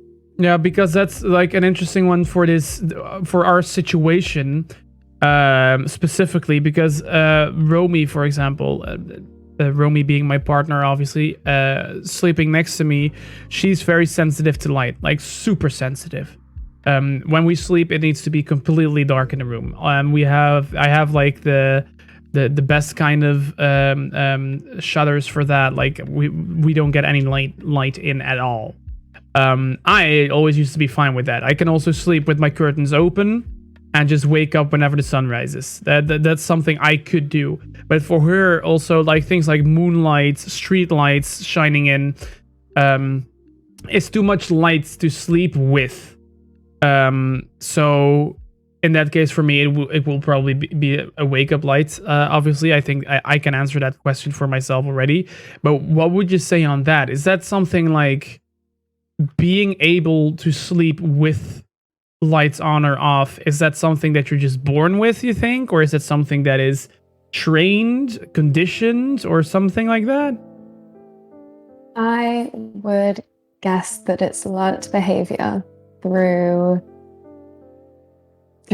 just our experiences that we've had growing up, and our relationship with sleep and light. And there are some people who are super sensitive to smell, for example, and they won't be able to smell in a room they won't be able to sleep in a room where they can smell something particularly strong, like even if it's a good smelling thing like lavender or something, and similarly with light, there are some people who are very sensitive to light, and it will in Romy's case, she is highly sensitive in general, so her senses are in any shape, way, or form are already she's just very sensitive in general. So I think that all really applies to her. But you think like is that something that could be trained? I'm not saying I'm gonna do that, but like, honey, don't get scared now that I'm gonna open the blinds when you're sleeping, don't worry. But is that something that we are just born with and that we have to accept, or is that something that we can train ourselves to be less or maybe more sensitive? The only way that I could think that we could train ourselves to be more or less sensitive to those things would be through training that nervous system. So for example, like if we wanted to, I could see it happening more the opposite way. So if we wanted to be able to... Couldn't hear you. I got someone redeeming a very loud sound alert all of a sudden. No worries. I just saw what that was as well. No, if you wanted to fall asleep, if you wanted to wake up through light and through sound and through those senses, I can see that being quite trainable in terms of, not through a very healthy way, but just through training our sympathetic nervous system. So training our stress response. If we can, and for example, we see it in people who suffer from conditions like PTSD, where they'll be, because of their heightened stress response, they can be in a sleeping state and hear a sound or smell something or feel something or feel a drop in temperature, even something. It can be something very not super apparent. It can be something quite discreet that can happen, that can suddenly wake them up and trigger that response. So I could see someone being, for lack of a better word, trained into waking up easier. And likewise, I could imagine it would be quite difficult to train someone out of waking up through I quite understand that. I think the conclusion is you can probably train it. Don't know if it's healthy. How about you just learn how your own body works and your own body has its preferences, and just learn to embrace that, accept it, and love it, and utilize it. Exactly. If we're someone and we know that we're super sensitive to light, well then if we can find a comfortable sleep mask then that works for us, then that's awesome and that's great and that works for us. And if someone's like, it's such an unfamiliar thing for me, sleep masks. I feel like that's something in the Netherlands that, like, I don't know anybody that wears a sleep mask. Like, but maybe that's something I just don't look out for, but I see it everywhere in like international series. So for example, in a lot of American series, I have seen it a lot where people wear sleep masks and stuff, and I'm like, what? I've never heard of someone wearing a sleep mask. I've never went to a sleepover or something when I was younger, or even like a training camp or a boot camp or whatever, where people all slept, together or whatever. I have never seen someone wear a sleep mask. Maybe once in my whole life. I was like, wait a minute. Who are you? Yeah. We're getting rated. Oh, my notifications are also on the wrong layer. Very well done, Rowen. Very well done. Let me fix that. Welcome in, Raiders. Let me quickly say hi and welcome everybody in. Which is a great moment to also quickly say hi to the other people that came in. I saw some other people come in, say hi, that I didn't have the chance to say hi to. So, Fox, now formally welcome in. I know we've already been answering some of your questions. Also, Gauze, thank you for coming in. Turtle, welcome in. I'll hope to be talking to you later on tonight soon, that you will be able to make the stream too. And welcome in, Raiders and Hugo. I wore them for kinky, Hugo, kinky, very nice. I don't know how you utilize a face mask or an eye mask for that, but I'm interested in your techniques. I would love to hear more about that. Oh God. Ladies and gentlemen. Okay, I guess we're having like this little breather moment. Bomb has been planted. I think we're gonna take a little break anyway. So if you want to run to the toilet, then do your thing. I'm gonna be running to the toilet and getting myself a drink in a minute, in any minute now too. So do your thing. Amazing. I'll be right back. Bomb has been defused. Look, you. Luke, sorry, it's you. Welcome in, Raiders. Welcome in. Why does I didn't even notice that. How was the stream? Soibu, how was the stream? What did you do? Welcome in, everybody. Welcome in. We got Mr. Deathlad. Welcome in, Mr. Deathlad. Welcome in, Cat Girl. It's nice to have the worshippers of the shrimp cat, of the mighty shrimp cat, in our chat. Welcome in. I made a PNG tuber and an illustration, like a VTuber kind of thing. Try to prove it. Oh, hell yeah! Also, can we get a permit for Zoibu if you want to share any links? Bombski, maybe you can get a permit for Zoibu, then you can just share your Instagram in the chat, and then people can look you up. I know you're an amazing. There you go. You have permit. You can spam your links in for 60 seconds. Do your thing, so people can find you. Because as you guys know, Zoibu is an amazing person who has been supporting this channel as well, which is great. It's super nice. It has been really heartwarming how you excited you were and how much. Just go follow her, is what I'm saying. She deserves it. She definitely deserves it. She's amazing. Makes great art too. She's on I think she's also studying art at the in Breda, if I'm not mistaken.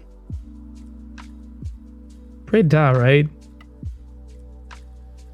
But yeah, amazing. I hope you had a great stream. I hope you had a good time. Welcome in. We are doing a mental health stream again today. I'm talking to Gabie. Well, not right now because Gabie is going to the toilet. But yeah, we're having a little oh yeah, no, you were studying it in Utrecht, true. To be an art teacher, that was it. Thanks for the refresher. And Cat Girl, thank you for the follow. Welcome into Bomb Squad. But it's we're having a little mental health stream with Gabie, who just returned, about sleep. So we're talking about like what is healthy sleep. Jesus Christ, Hugo, thank you for that. What are some like habits people tend to fall into? It depends, Hugo. If we're gonna go into that, adrenaline tends to also go. We talked about that before, hand in hand with cortisol, which is the stress hormone, which is not good, that good for you. So it depends. Adrenaline isn't always good. Hey man, you started it, man. You started about it in a mental health stream. We're gonna get into it. But yeah, we're talking about that, and we're seeing how we can help people. And Caitlin actually also asked if we could maybe even finish the stream with some yoga exercises and breathing exercises from Gabie that can help us maybe fall asleep easier, or benefit us in any way, shape, or form. I think it's my time to go to the toilet. So I'm gonna leave you guys with Gabie for a sec. Wait, is your mic still on? Can you talk? Nope. Mic isn't on. Thanks for the lurk, Soibu. And thank you for the raid again. You're amazing. I heard it. Hello. Yes, it's back. Okay. You immediately got a prep command from Bombski, even though Bombski spelled your name wrong. I even told you guys before. I literally warned my mods, like, don't worry guys, I made the !Gabie command with both the IE and the Y, because I was like, people are gonna misspell your name, so better just, make sure it's already there. Like, see, if people type your name wrong, they're still gonna get the command. Yeah, you did it too quickly after one another, Bombski. That's why I didn't trigger the second time. But yeah, I made sure that even if you spell it wrong, that your info will still pop up, and it will say, check out Gabie with IE. It's very thoughtful. I know it's a weird spelling, because when I joined my primary school, there were already 3 or 4 even. I think there were 4 Gabrielles or Gabriellas. And so I kind of joined. Your original name is Gabriella. Gabrielle. Gabrielle. Yeah. Ah. And so when I joined, like, Gabby was taken, Gabie was taken, Gabie was taken. I was like, fine, I'll just go Gabie. And to date, it's the most confusing thing ever to explain to people. They're like, why have you done this? You can just do that because it's like, it's not your actual name, because your actual name is Gabrielle. So you can think of how you want to shorten it. Like, that's very handy. We don't all have that luxury. Anyways, I'm gonna leave you with my chat. Please be nice to her. Sure. And if they have any questions specifically to you and they don't want me to babble through everything, then this is the moment to do it. I'm gonna quickly go pee and get myself another little bit of a Bailey's, and then I'll return. Oh, thing. Hi guys, hi chat. Let me look through some of the questions that were asked earlier. Yeah, I think it was Caitlin who asked about the sleep app. I think we covered it, but let me know if there was anything else that you wanted to know. I use Sleep Cycle myself, actually, that specific app, and I really enjoy it, although I do find that it can turn into one of those things, like, whenever we track anything to do with our health, we just want to make sure that we're tracking it in a way that is... Wait, am I muted? Wait, I don't think I am. Oh, okay.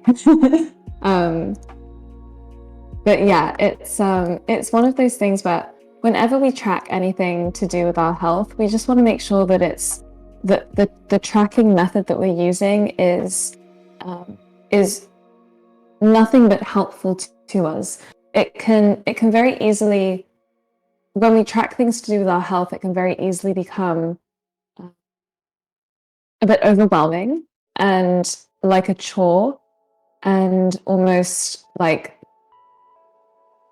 I don't know, if we keep doing it over and over again, it can sometimes feel a bit like we can start to develop unhealthy habits around our tracking methods. So long as you're using the app to track your sleep and it's serving you well, and it's offering you information that you can use to only benefit you, that you can use to, improve your sleep routine and to improve your sleep quality, then that's wonderful and that's great, and it's a great tracking method to use.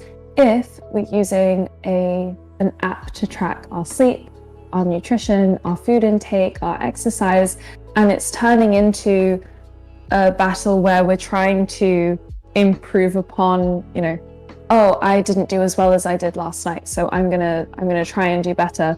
And it's almost turning into this, if it turns into an unhealthy challenge that we're setting ourselves and unhealthy expectations that we're setting ourselves, that's the one thing that I would say to look out for. If the app turns into a nuisance and it turns into a chore and you don't enjoy doing it and you're not learning anything new from it, I would say drop it.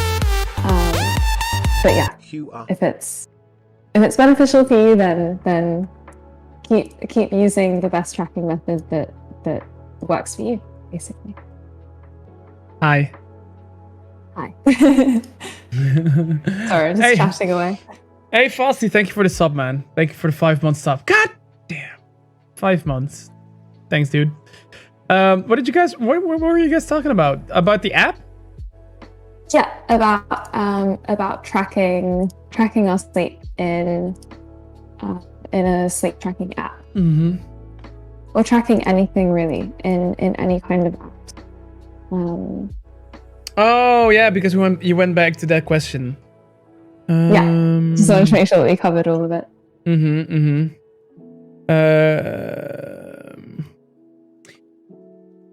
I think an healthy app I use is the one measuring my capitalistic value. Getting some funny comments there.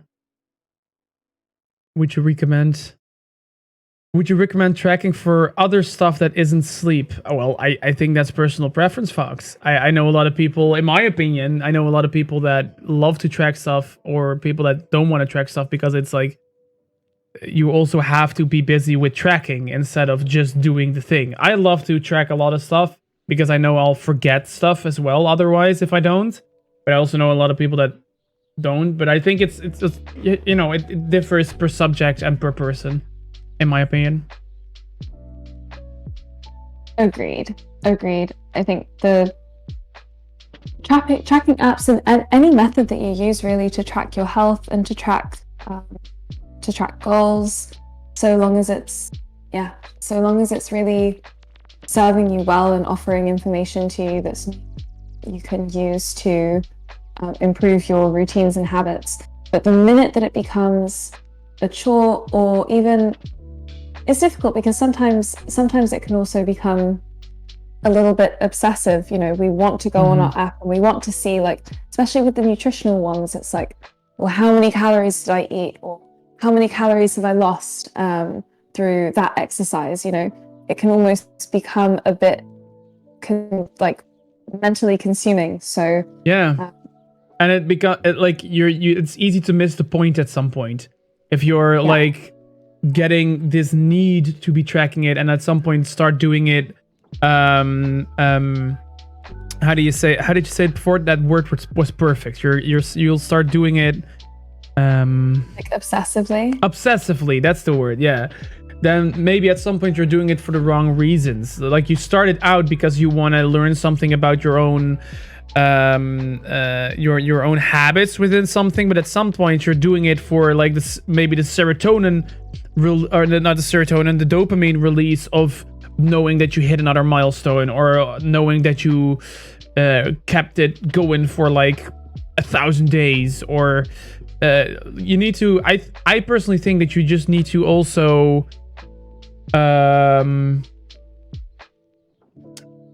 be very aware of what your motivation is of why you're tracking it, and like, are you still in line with those motivations? And it is with everything. I talked about this last week as well when it comes to streaming. Like, streaming is the same thing. You need to constantly be aware and make sure you synchronize with yourself on, are you still doing it for the right reasons? Am I still streaming what I want to do? Am I still streaming what I love? Am I still thinking of things and taking care of my channel and my image and my the way I'm portraying myself in the way that I want it to do? whilst that is, I think, the same with tracking stuff. Are you still tracking it because you want to know more about your health? For example, if that was the original reason, or are you tracking it now for way different reasons? I think figuring out the why as well is really important. You know, if we have these goals, like for example, you have a goal like I'd like to improve my sleep. It's like, okay, well, why do we want to improve our sleep? Well, because I'm feeling really exhausted when I wake up, and I don't want to feel that way anymore. It's like, okay, well, why don't you want to feel exhausted in the mornings? Well, because I have X, Y, and Z to do in the mornings, and I want to be present for it. And it's like, okay, that's looking at that goal. It's like we want to be present for the activities that happen in the morning. That is a very valid and real reason for wanting to improve our sleep. And so long as we still have that in mind and we're tracking our sleep, then if while we track our sleep, we're also measuring success in the changes that we're implementing, and we're getting closer to that why we're doing it, then that's great and that's amazing. But if we lose sight of our why and we start to hone in on the numbers, for example, like if we're tracking our food intake and outtake, then the minute we lose track of our why, we just want to make sure that we revisit it, and that we're making sure that everything that we're doing to achieve that goal is still in line with our why. Because that why changes as well, the why can be way different in a month, but if we stick to what our why was a month ago, then we're constantly living in the past still, Yeah, that's true. A lot of people will start implementing changes to help improve their health, only to discover a month later that some of the benefits that they're seeing were not their initial goal, but now it is, because they didn't realize that could come from that. So yeah, it's definitely healthy to keep up with the evolving goals, and also making sure that we're still happy with the way that we're tracking our goals, because that can change for whatever reason at any time. We might feel comfortable tracking our improvements through measuring our weight at the beginning, but then it's actually incredibly healthy to recognize if we start to feel uncomfortable with that and start to measure our success through other means. So always being cautious of our tracking methods. By the way, fun question in between things that I don't want to forget is Kaylin also asked if you are from France, and yes. I thought it's yes, right? But you're also from the UK? Yeah, I am half French and half English. I got my French nationality this year, about 6 months ago. Oh, but so what's the story about that? Are you born in France or are you born in the UK? Born in the UK. My father's French and my mother's English. Ah. And I currently live in Paris, in France. Oh, with the big pointy thing. Yep, with that big pointy thing. Yeah, nice. It's like, do you like living there? Just as a little casual subject in between things, because I can imagine Paris being a little bit like something like New York in a way that it might never sleep. I feel like it's such a big city. Does Paris sleep? I would say Paris sleeps. Paris, yeah. It's funny because since I've been here, since I've moved back here, because I used to live here when I was in middle school. But since I moved back here, obviously the world has looked very different and things have been very quiet in Paris. But since summer of last year, things have been getting increasingly busy and louder, and it's kind of changing my perception of the city. I thought it was a lot quieter than it is, but maybe it is more like New York than I care to admit.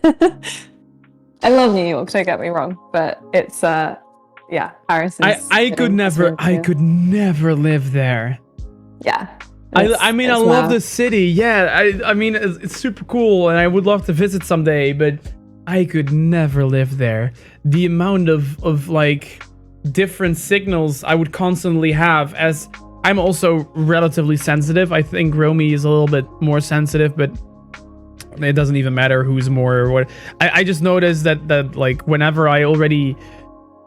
there's already 3 conversations going on at the same time in a room where I am, and they're all equally loud, I will already be like, this is very annoying, and I can't really focus on anything right now. Because there's like a lot of things going on at the same time. Going to New York is like that times 1,000.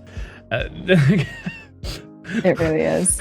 Constantly honking cars, constantly people shouting and playing instruments and no, it's not my place to be. I want more quiet. For sure. My sister used to live there actually with her husband. I went to visit them, and I hadn't been to a specific meditation class before this, but my sister insisted that we go to a meditation class, and it was in this building that was right on like a busy New York street, but once you get inside you had to go down like 3 levels of like stairs, and then you get into the meditation room, and it was completely silent, and it was crazy because like my sister just sat down, and I sat down and I was like, it feels empty for the first time since I got here. And she was like, yeah, this is the only quiet space that you can find in the entirety of New York. There is nowhere as quiet as this room. Yeah, they managed to make a meditation center in the center of New York. I don't know how they did it. Oh my god. So necessary over there. Yes, I recently saw like an influencer that I follow who went there, and it was insane. I saw his videos and I was like, oh my god, it's so much going on. I'd drop down on the floor and just scream, I think, if I would be there right now. Holy shit. It's and then if you get to like Times Square, you also get all the impulses from all the digital boards that are around, flashing and giving you advertisements and pa pa pa pa pa pa pa pa pa. And then there's people playing saxophone in the middle of it, that's also a very big difference. Here in the Netherlands, you have to get a permit to be allowed for a specific day or a specific moment to be allowed to play music or any music, like instruments, music, singing, whatever, with a speaker. So if you want to do it with a speaker and a microphone, or whatever, you need a permit for that. You're not allowed to use speakers otherwise. Like if you're gonna go on the street, you can sing. That's fine in like public squares and stuff, but without speaker. You can play saxophone, but without speaker. And over there, everybody was just standing there with giant speakers and stuff and just blasting instruments. But trust me, it's way more awkward if you don't do it along. I had this last week. We already figured out that the guest has to do it along, otherwise it's just awkward. Just kind of watching you from the side. Maybe I should make that a condition. Like whenever I invite someone over, I'm like, we do have this thing, where sometimes people, play this sexy saxophone music. You gotta kind of, you gotta dance. You gotta dance. Okay, so let's go to, in my opinion, one of the most interesting subjects of the evening. Okay. Blue light. Yes. So the facts that I got are probably relatively short, so I'll start with those, and then we can go from there, and you can give your professional expertise on it, and we can go from there. So one thing that I found, just some quick facts, is like if you wonder on what is enough light to get on the day, like first off, what does the light do? So if we have the blue light is also, like you said before, you can have it from artificial light and natural light, so from like sunlight, but also from your phone. a lot of phones these days have a special filter that makes it that it's not really a lot of blue light or dims the blue light in your phone. In, for example, the evenings, I always have that on. I have like this function on, like whenever the sun goes down, my blue light filter goes on my phone. And my glasses also have a blue light filter in them. So if you see, let me see, the reflection there of the screen, you can see some, oh, there it is. It's perfect right on that side now. Okay. You can see that the screen is blue, but that's because of the filter in the glasses. But, you know, one thing that happens is when we get blue light, our body starts producing serotonin. And serotonin is one of the hormones that we, I believe that also makes us more active and awake and also happy, I think. I don't know for sure. Don't quote me on the happy part, but at least more awake. And it is apparently also a building block to create melatonin, which is a hormone that helps us sleep better. So in the end, the funny thing is that during the day, we do need the blue light to, in the end, also start producing the hormone that we need to wind down and to sleep. But the problem is that while we are exposed to that blue light, we cannot start producing melatonin. Like, the production is kind of lowered, as far as I heard, when we are exposed to blue light. So it is necessary, but it needs to be timed correctly.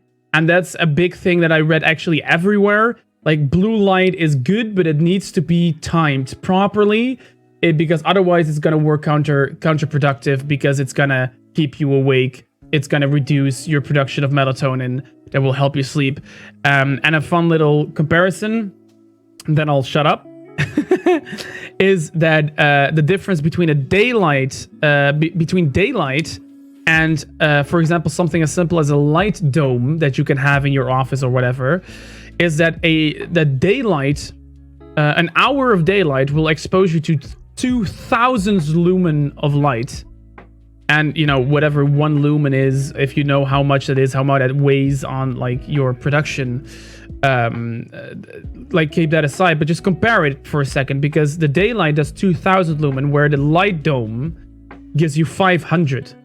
Which is, in the same amount of time, a quarter of daylight value, basically, with the two different values of light. So if you're wondering, like, hey, should I walk outside for half an hour a day?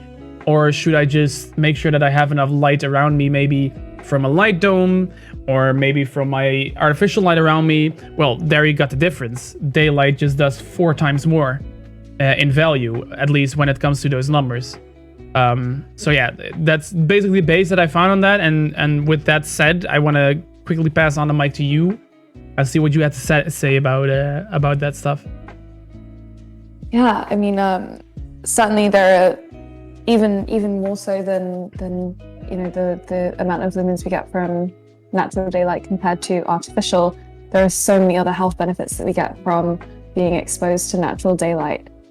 So always beneficial if we can get into natural daylight, even for a short amount of time every day. That can be really beneficial to regulating our circadian rhythm as well, because we start to get the body used to when it should be receiving blue light, when it should be consuming blue light and producing melatonin, versus when it shouldn't be. But yeah, blue light's it's funny. I wanted to ask you actually if you have been if you've been keeping up to date with any of the Valkyrie, any of the Valkyrie drama that's been happening with the blue light and her brand opportunity that she worked with, Reflect. No. So, for those who don't know, Valkyrie is a streamer on YouTube. She moved from Twitch to YouTube, and she recently got into a bit of hot water because she was working with a brand called Reflect, and who is a skincare brand, and they were selling a product that was predominantly Me too, Killer Fox. I love Ray. But they were working on a product that was their main selling point was it helps protect your skin from blue light. So, a few issues with that. The main issue being that we're still very much the research around blue light and the effects that it has on particularly our skin is very much in its infancy, and we have not conducted enough research about it. We just don't know. And that is the same for so many different topics in the health and wellness industry. The health and wellness industry is a 1-week-old baby. If we look at the grand scheme of things, like the grand scheme of how long humans have been around and how much we know about the human body, we're like a week old. We have a lot to learn, and we have a lot that we're constantly learning. And, things that we know to be true today very well might have a very different approach and a very different answer to them in a month from now, even. It's a really exciting time for it. But with the Valkyrie blue light incident, it was one of those things where we're too early in our research and studies to be able to definitively say if blue light has a negative impact on our skin. And even if we can say that it does, we don't know how bad it is or how bad it might be, and what equates to it. How much screen time do I need to have to actually cause myself to skin damage from blue light? We don't know. And so with our blue light consumption through our vision, we know a lot more, and we're constantly learning more, and we're learning the extents of which our screen consumption is damaging our vision, because this is the first time that humans have ever been exposed to this much blue light. This is the first time in human history that we are spending this much time in front of devices, and so that's why it's such a great time for all of these studies to be happening. We're constantly learning more about it now. One thing that I really wish that I knew about blue light when I was a teenager, and one thing that I wish that my parents knew when I was a teenager, is so we all have like a natural rhythm to our blue light production, but teenagers have a delayed melatonin production in their circadian rhythm, which means that stereotype that we have of teenagers who go to sleep really late and they wake up really late, that's just nature, unfortunately. And it's crazy, because then we look at the time of day that we ask our teenagers to get up and go to school. It goes against what their body is naturally asking of them. And that can be really frustrating for parents. I can only imagine. My poor parents really struggled with me with that. I read that before as well, which was super interesting, because it's just one of those straight art facts that's like, it makes sense. You read it and you're like, I knew this, and it's also a fun fact, because anybody who hears that, in retrospect, if they have exited puberty already, they can now go to their parents, or while in puberty, go to their parents and go like, ha! So it's just science, see? It's not my fault. I'm not a misbehaving kid. It's just science. And it is indeed true. I read, I think, probably the same article. It's super interesting that indeed teenagers in puberty will have a delayed melatonin production.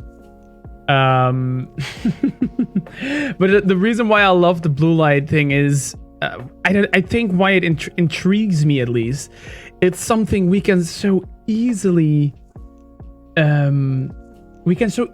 adapt our daily routine to fix this issue that we commonly have, but no one does it.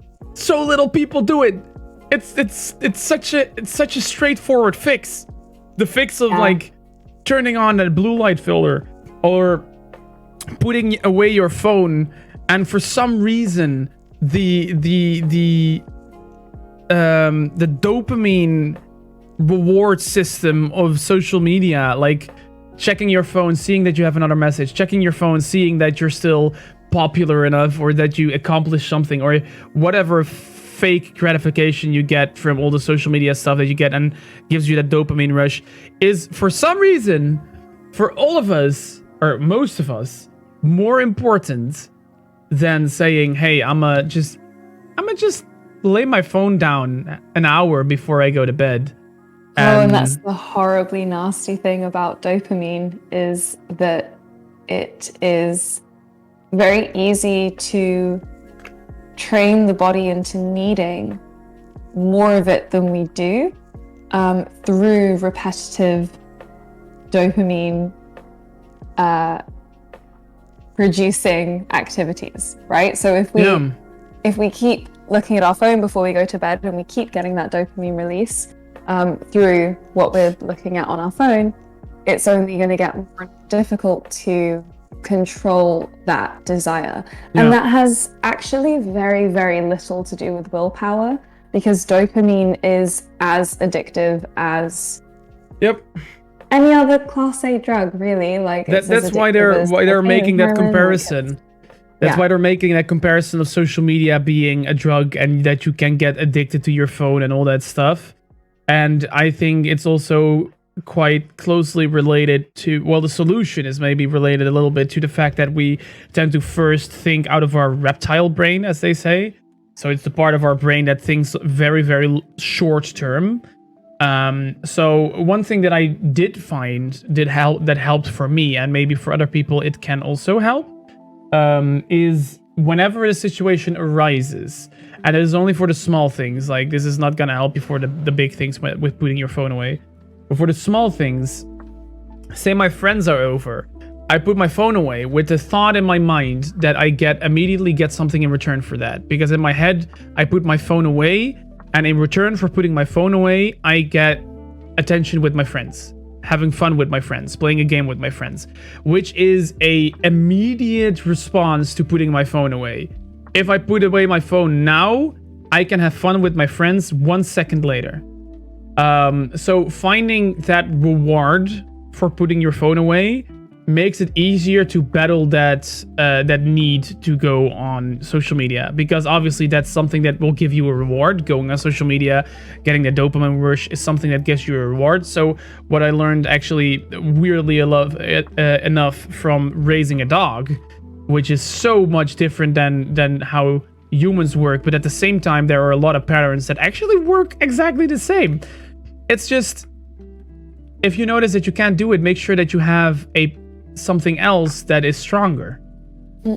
If you have that need to go on your phone, make sure that somewhere else is a need that is stronger than that need, if you notice that you're not strong enough to do it without. So I do it like that. I picture it in my head. I tell myself, like, okay, if I put my phone away now, I can have fun with my friends. That helped for me. Whenever I'm at friends over with company, I'm not on my phone as much. As soon as I get bored, I will pick up my phone, which is still very bad. I don't agree to that, because that's a whole other topic, but it's important to be bored sometimes. It's very important to be bored sometimes and not know what to do, and just embrace that anxious feeling of not knowing what to do and just sit there for a second. That's totally fine and good, but we tend to like feel awkward or anxious whenever we are bored, and then after like a second or 4, we're like, I guess I'll take my phone and I'll look on TikTok. You know, just to fill that void. But that void is actually pretty good for us.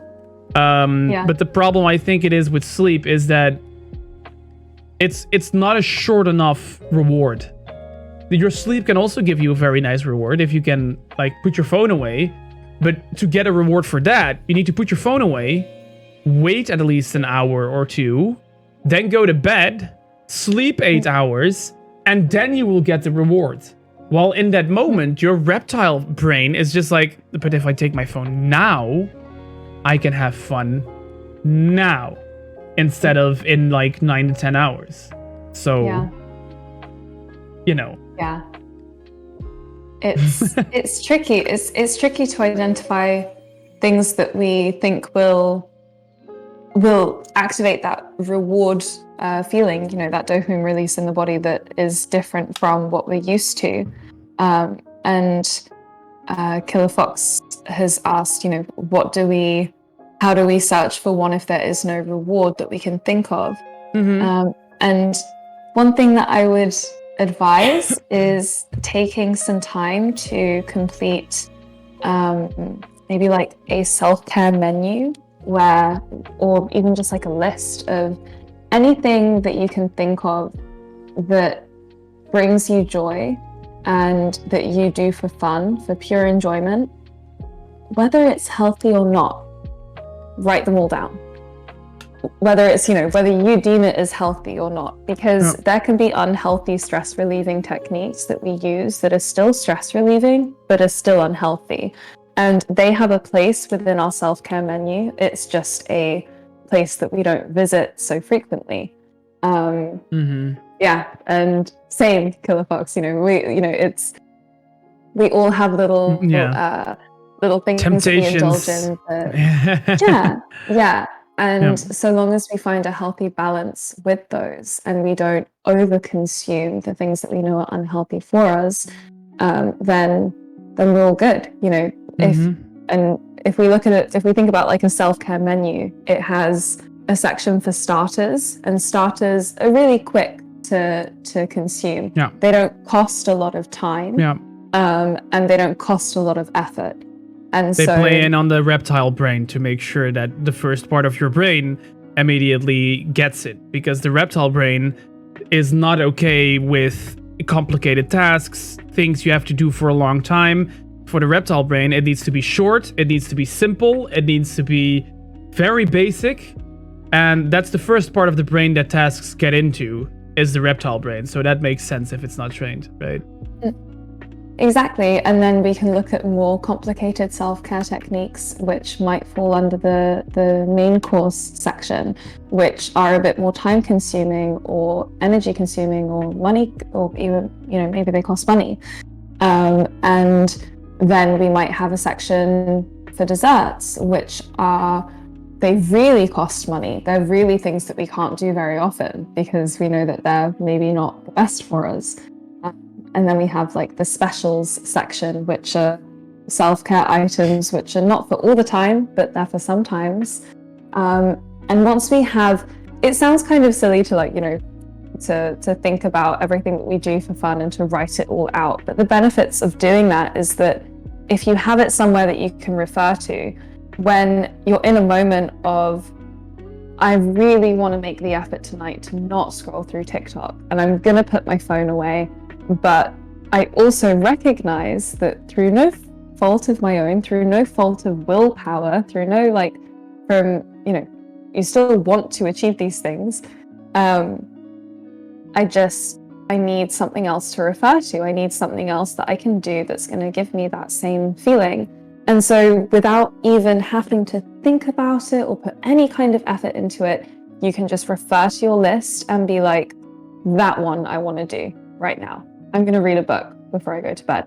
Or that one I want to do right now. I'm going to have a cigarette before I go to bed, A whole entire book before you go to bed? Maybe not a whole book. Maybe not a whole book, I'm going to read all the Harry Potters before I go to bed. I am going to read 7 Harry Potter books before I go to sleep. And maybe that works for you. Or maybe it's, something like a cigarette, which works or like Bitsy says, like walk the dog is something very simple. Walk a dog. We do that as well. We took the habit. Romy does it better than I do. I still really need to get into it a little bit more because I also have to take care of a lot of stuff on my phone, and I tend to want to save time by doing that also while walking the dog. Like, I gotta in between also order this online because I still need this, and otherwise I gotta do it when I get back and blah blah blah. So you want to save time on that. So I bust myself on doing that too much still. But it is a very good one, like Bit said, and it helps for us a lot. Romy can do it like a pro. She just, whenever we go out with the dog, she immediately puts her phone away and she leaves it at home, and she's like, I don't need the phone when we're walking the dog. Let's just leave it here. And I gotta say, even though I take it with me, I do pay a lot of attention to other things. I'm not on my phone whenever it's not needed. But it helps so much, and you can find that. I mean, Fox, you said like you are all unhealthy. Well, you know, like Gabie also said, it's okay sometimes to have an unhealthy one, if it's not necessary at that moment, and it really gonna help you. I'm fine, you know. If you really gotta smoke that cigarette now and then, I don't say that you smoke, but you know, you gotta weigh off the pros and cons. But you can always also find new things, right? You can find things that maybe are not as unhealthy for you. I hate to agree with him, but I do agree a little bit to Bomsky. I also used to smoke. I'm now a party smoker, as they call it. But I do agree that it sometimes helps with social needs and stuff. But I will never motivate people to start smoking. Let be very clear. And that's the thing, right? Like, you know, this is what I meant before when I mentioned that, you know, some unhealthy habits are still stress relieving, especially if and not to say that, you know, if you've never smoked a cigarette in your life and you pick up a cigarette expecting it to be stress relieving, you're going to have a nasty surprise. It's going to taste horrible, and that's going to be so stressful. Not only that, in the long term, you're going to have financial problems because of it. Like, you're getting a lot of stress in return as well. You know, if you're doing it behind your parents' back, there's that whole added stress of, you know, whatever it may be. And so if you are not used to the unhealthy stress reliever, it's not a good idea to opt for that stress relieving option to get into. However, if you know, we're a smoker, for example, and the body's used to it, then the effect of smoking a cigarette is stress relieving for people who are regular smokers. Now, it is an unhealthy habit, but it still can have a place within our self-care menu, so long as, and it's, you know, we could say the same thing with fast food, with like sweets, with desserts.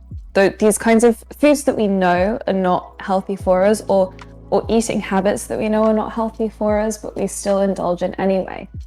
If we are going to indulge because we recognize that we are trying to initiate that dopamine response, and we're trying to, you know, stop something else. Like, I don't want to go on TikTok and consume blue light before bed.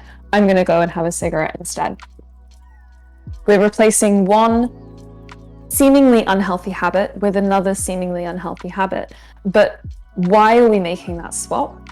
And at what point can we see the benefits from that swap? And at what point is it going to become unhealthy? Because the minute that we start to resort to, I'm not going on TikTok tonight before I go to bed. Yeah.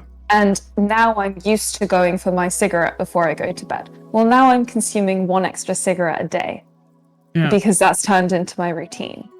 And so if it's, say, once in a while and we recognize the benefits, then that's fine. You know, that can be a coping mechanism. It's important to not replace a bad habit with another bad habit in general.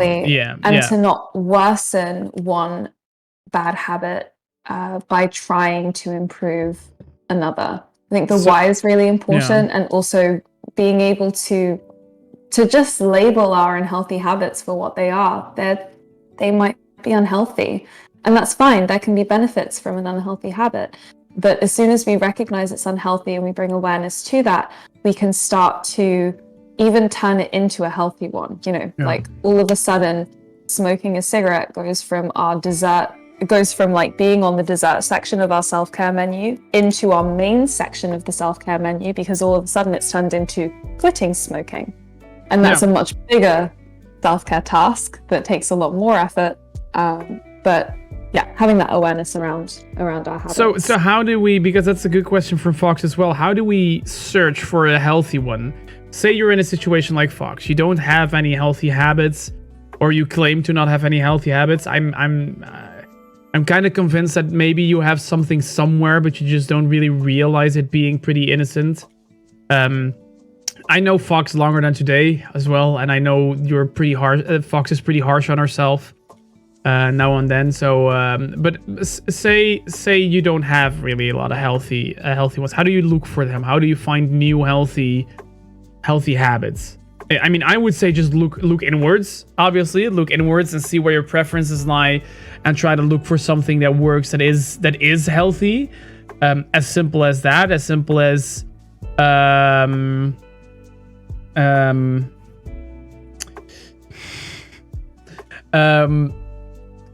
I'm looking for a good comparison, but you know that something as simple as drinking water is good for you. Well, whenever you get the need to do that, watch TikTok, put your phone away and go refill your glass of water as a trigger for yourself. Plant that as a trigger for, okay, now it's time for a glass of water. And you're gonna get yourself a glass of water. You just stand there for a sec. Instead of going to sit back down on the couch, you just stand there while you drink your water. So you're in like an active position. You're just drinking some water. You're thinking about stuff, maybe thinking about what you're gonna do next. Maybe then you all of a sudden get the random thought like, hey, maybe I'll start making a puzzle, or I'll go do this, or go do that, because you took the time to, instead of go watch TikToks, you took the time to drink a glass of water and think. Just think for 5 minutes instead of, immediately going to the next thing. Because that's often also the problem. We tend to not be patient enough with ourselves. And sometimes we immediately go like, yeah, but I don't know anything. I don't know what to do, what's healthy, so I'll just take TikTok. No, just, the answer is not gonna fall on your lap within 1 second. Take a while, take a breather, go sit for 5 minutes, take a glass of water, go walk your dog or something and relax. And then maybe in 3 minutes you will get an idea like, oh, I could do this. Or maybe in 5 minutes, or maybe in 10, who knows, And maybe you won't. But then at least you would have walked the dog and you drank a glass of water and you stood there for a little bit. So that's already something. Even if you don't get an idea, you already made a step. For sure. I'd say, in terms of how to search for healthy habits, keeping an open mind to the things that you might enjoy doing that you haven't tried before, and also remembering that, in terms of, if we look at some classic self-care techniques, right, that people refer to, things like practicing breathing exercises and practicing meditation and practicing different yoga stretches and postures to help relax the body, or help, in terms of our self-care.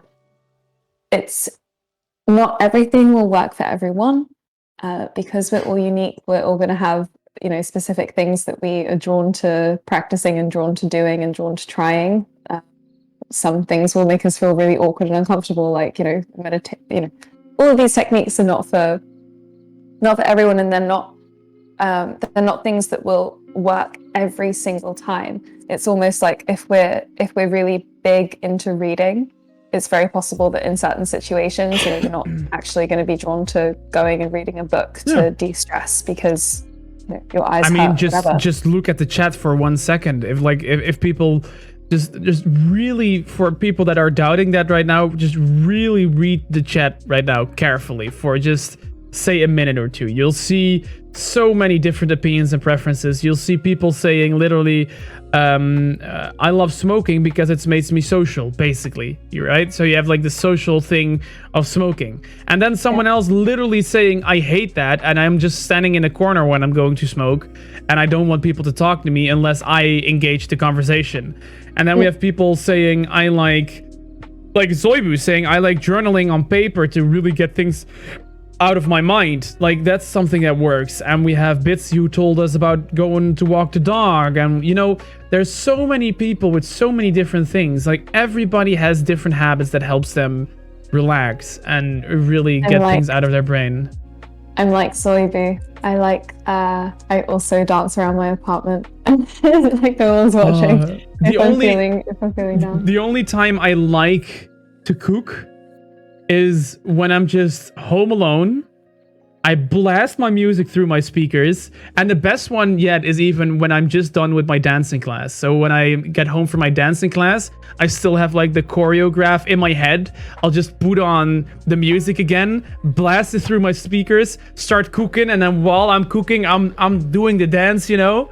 I'm just dancing while cooking, and it feels so good. It's such an amazing stress relief. It's so nice. I literally do the same thing. I've been trying hip hop dance classes as something that I just wanted to add to my own self-care menu. I was realizing that actually the techniques that I have to relieve stress are pretty slim. So I was looking to introduce more and went to some hip hop classes. But I found them to be quite stress-inducing, not stress-relieving. I had that for a little bit too. I don't know what's your problem? What with hip hop? Yeah. It's I'm not tall, but I'm quite lanky, and with my short hair, you know what? I think I went to the first hip hop dance class in my yoga gear, and I'm very comfortable when I do yoga because that's my zone, that's my vibe. And so all of a sudden going into a space where like I kind of anticipated that I'd be okay at dance because of how much I practice yoga and have like the flexibility and the coordination, maybe. And then I got into class and I was like, no, I'm still really bad at dancing and I'm still awkward and lanky. And everyone was wearing like baggy stuff and I was there like in my yoga gear, staring at myself in the reflection, like looking at my awkward arms, being like, yeah, that's the thing with hip hop or with dancing class in general. You look at yourself in the mirror the whole time, so you get confronted with your things. Like I'm a very insecure, well, not insecure guy, but also a very big perfectionist. So whenever I look at myself, it's never good enough. I always compare to the other dance. I'm like, I'm not doing it good enough. So that's definitely something that stressed me out a lot. In the beginning, and only since I think like a month or two it started getting a little bit better. So I do really understand what you're talking about. But hey, the dancing while cooking afterwards is definitely worth. That's the win. It's definitely worth. Definitely. As soon as I get home from the dance class, just whack on a vinyl and then by myself, it's all good. Yes, let's go. But yeah, again, it's all personal. If you don't like dance classes, then do something else. If you like just dancing while cooking, then do that. Or maybe you like dancing while baking, or maybe you like standing still while cooking. Who knows? I don't know.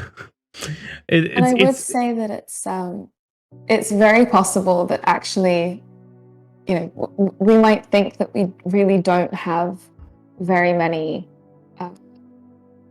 healthy self-care techniques. But when we sit down and we start to, I would encourage you to sit down and just start writing anything that comes to mind that brings you joy, whether that's something that you deem as something that's positive for your health or negative for your health or neutral.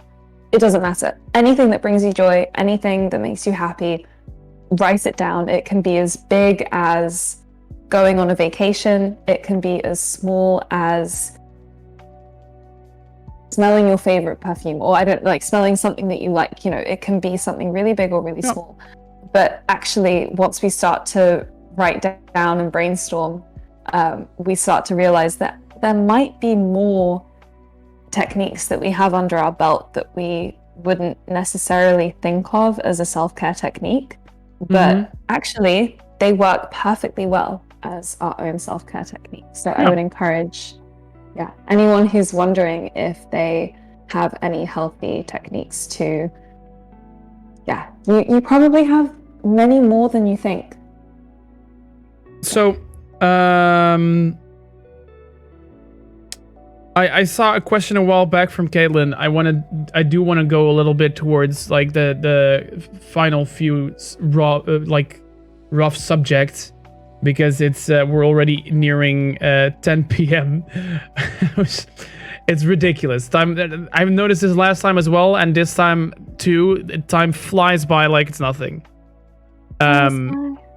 So Caitlin asked a question a while back with a follow-up question, and then I saw I had two more subjects in my list that I wanted to quickly ask you about. Did we get a stretch? No, sorry, I'm just going for it anyway. No, now you got me. Now you got me too. Now I'm also. Oh, There we go. Twist did around. you hear it? Little clicks, clickety clack. Oh, Gotta hydrate as well. and we gotta hydrate. Nice. Okay, so Caitlin asked, "Is it true that a cold pillow helps you sleep better?" Ooh, myth busting. Well, so because our body temperature has to drop a couple of degrees in order to initiate sleep, and it needs to stay in that cooled state during sleep, all the while staying warm enough to encourage blood circulation. Yes, it can be beneficial to sleep on a cold pillow. So that can, if we wake up in the middle of the night and we're feeling quite hot, flipping over the pillow can be great to get the body back feeling a little bit chillier again, to get back into that state. Which is why we are drawn to chilly rather than hot. Again, depends where you live in the world, what you're used to. I love going to bed in the winters, like it being super cold in the room, and then just cuddling up underneath your blanket and just it's so nice. It's so nice. You immediately recognize it. Immediately recognize it to be true. I forgot. I also have one more question. This is completely random, but is it so that, like, for example, your computer screen emits different blue light signals blue light than your phone, for example, does? Because for me personally, I would have more trouble going to bed if I would have been on my phone the whole evening than being on my computer the whole evening. Because if for example, right now I'm streaming on Sundays, and on Monday I have to go to work, so I always go to bed almost immediately after I end stream. I literally go walk the dog, and then I prepare for bed, and we go to bed. But I don't have a lot of trouble going to bed after I stream, even though I have like a big light on my face right there. I have like all my lights, because I have all my lights in my house are also smart lights. So all the lights in this room go on to full brightness whenever I stream. And I have my two screens that are in my face, but I don't have a lot of trouble with that compared to, for example, my phone. I do definitely feel that there is impact from the studio lights on my face, because that's also something I normally do. I try to dim my lights in the evenings, my living room lights, because in that case I also want to prepare my body for sleep, right? So I dim all the lights in the room, so the only place that really gives some brighter light is, for example, the TV when we're watching a series or whatever. And that also already helps me, that the rest around there is a little bit darker already. And it's just... But how come that this setting... Is there a difference in blue lights, or...? So, I don't believe there's a difference in blue light. I think what could very well be happening there is when we think about our screen consumption before bed, blue light is one aspect, but the other aspect is, what are we doing on our phones? Because if we are doing anything that causes any amount of stress, or even just thinking, any kind of brain work, then that's going to activate our brain activity more so than doing something on our laptops that we find to be less stressful or more relaxing, or something that we're used to doing. If we have, it's like if we're watching a Netflix movie on our laptop, then we're just relaxing, watching a Netflix movie, yes, the blue light is still impacting our melatonin production, but what we're actually doing, the activity, is not causing us additional stress. If I'm on my phone and I'm messaging a friend late at night who is having some kind of a problem, I, one, have the blue light, and two, have the stress of trying to figure out what's going on with my friend. That stress could be from scrolling on Instagram. I could be scrolling through Instagram and I suddenly see people traveling. I don't know. I see people in the UK, and at the moment borders are closed, and that's something that might be triggering for someone like me who's in between those two countries. Exactly. And so then I suddenly see that as I'm scrolling, and now I'm stressed. So I have the blue light, and on top of it, I have the stress from the. So it's a bit maybe what Soibu also says, because I recognize myself in what Soibu says. Like the streaming, especially these kind of streams, they make me feel fulfilled afterwards, which makes it also easier to just go to bed. I just did something very fun, very good, very nice. I feel ready to go to bed, in that way. And obviously I notice a little bit of difference with streams because, like I said, the streams are very heavy because I have all the lights doing stuff. But especially with the other situation when it comes to watching TV with the lights dimmed, it is like not a black and white thing, right? With blue light, there is a gray area, right? There is like. It's not like, oh, I look at one screen, so my blue light levels are too high. It can also be like I said, when I watch TV, I dim all the other lights, so I still have a little bit of ease on my eyes, with the little bit of not too much bright light on my face.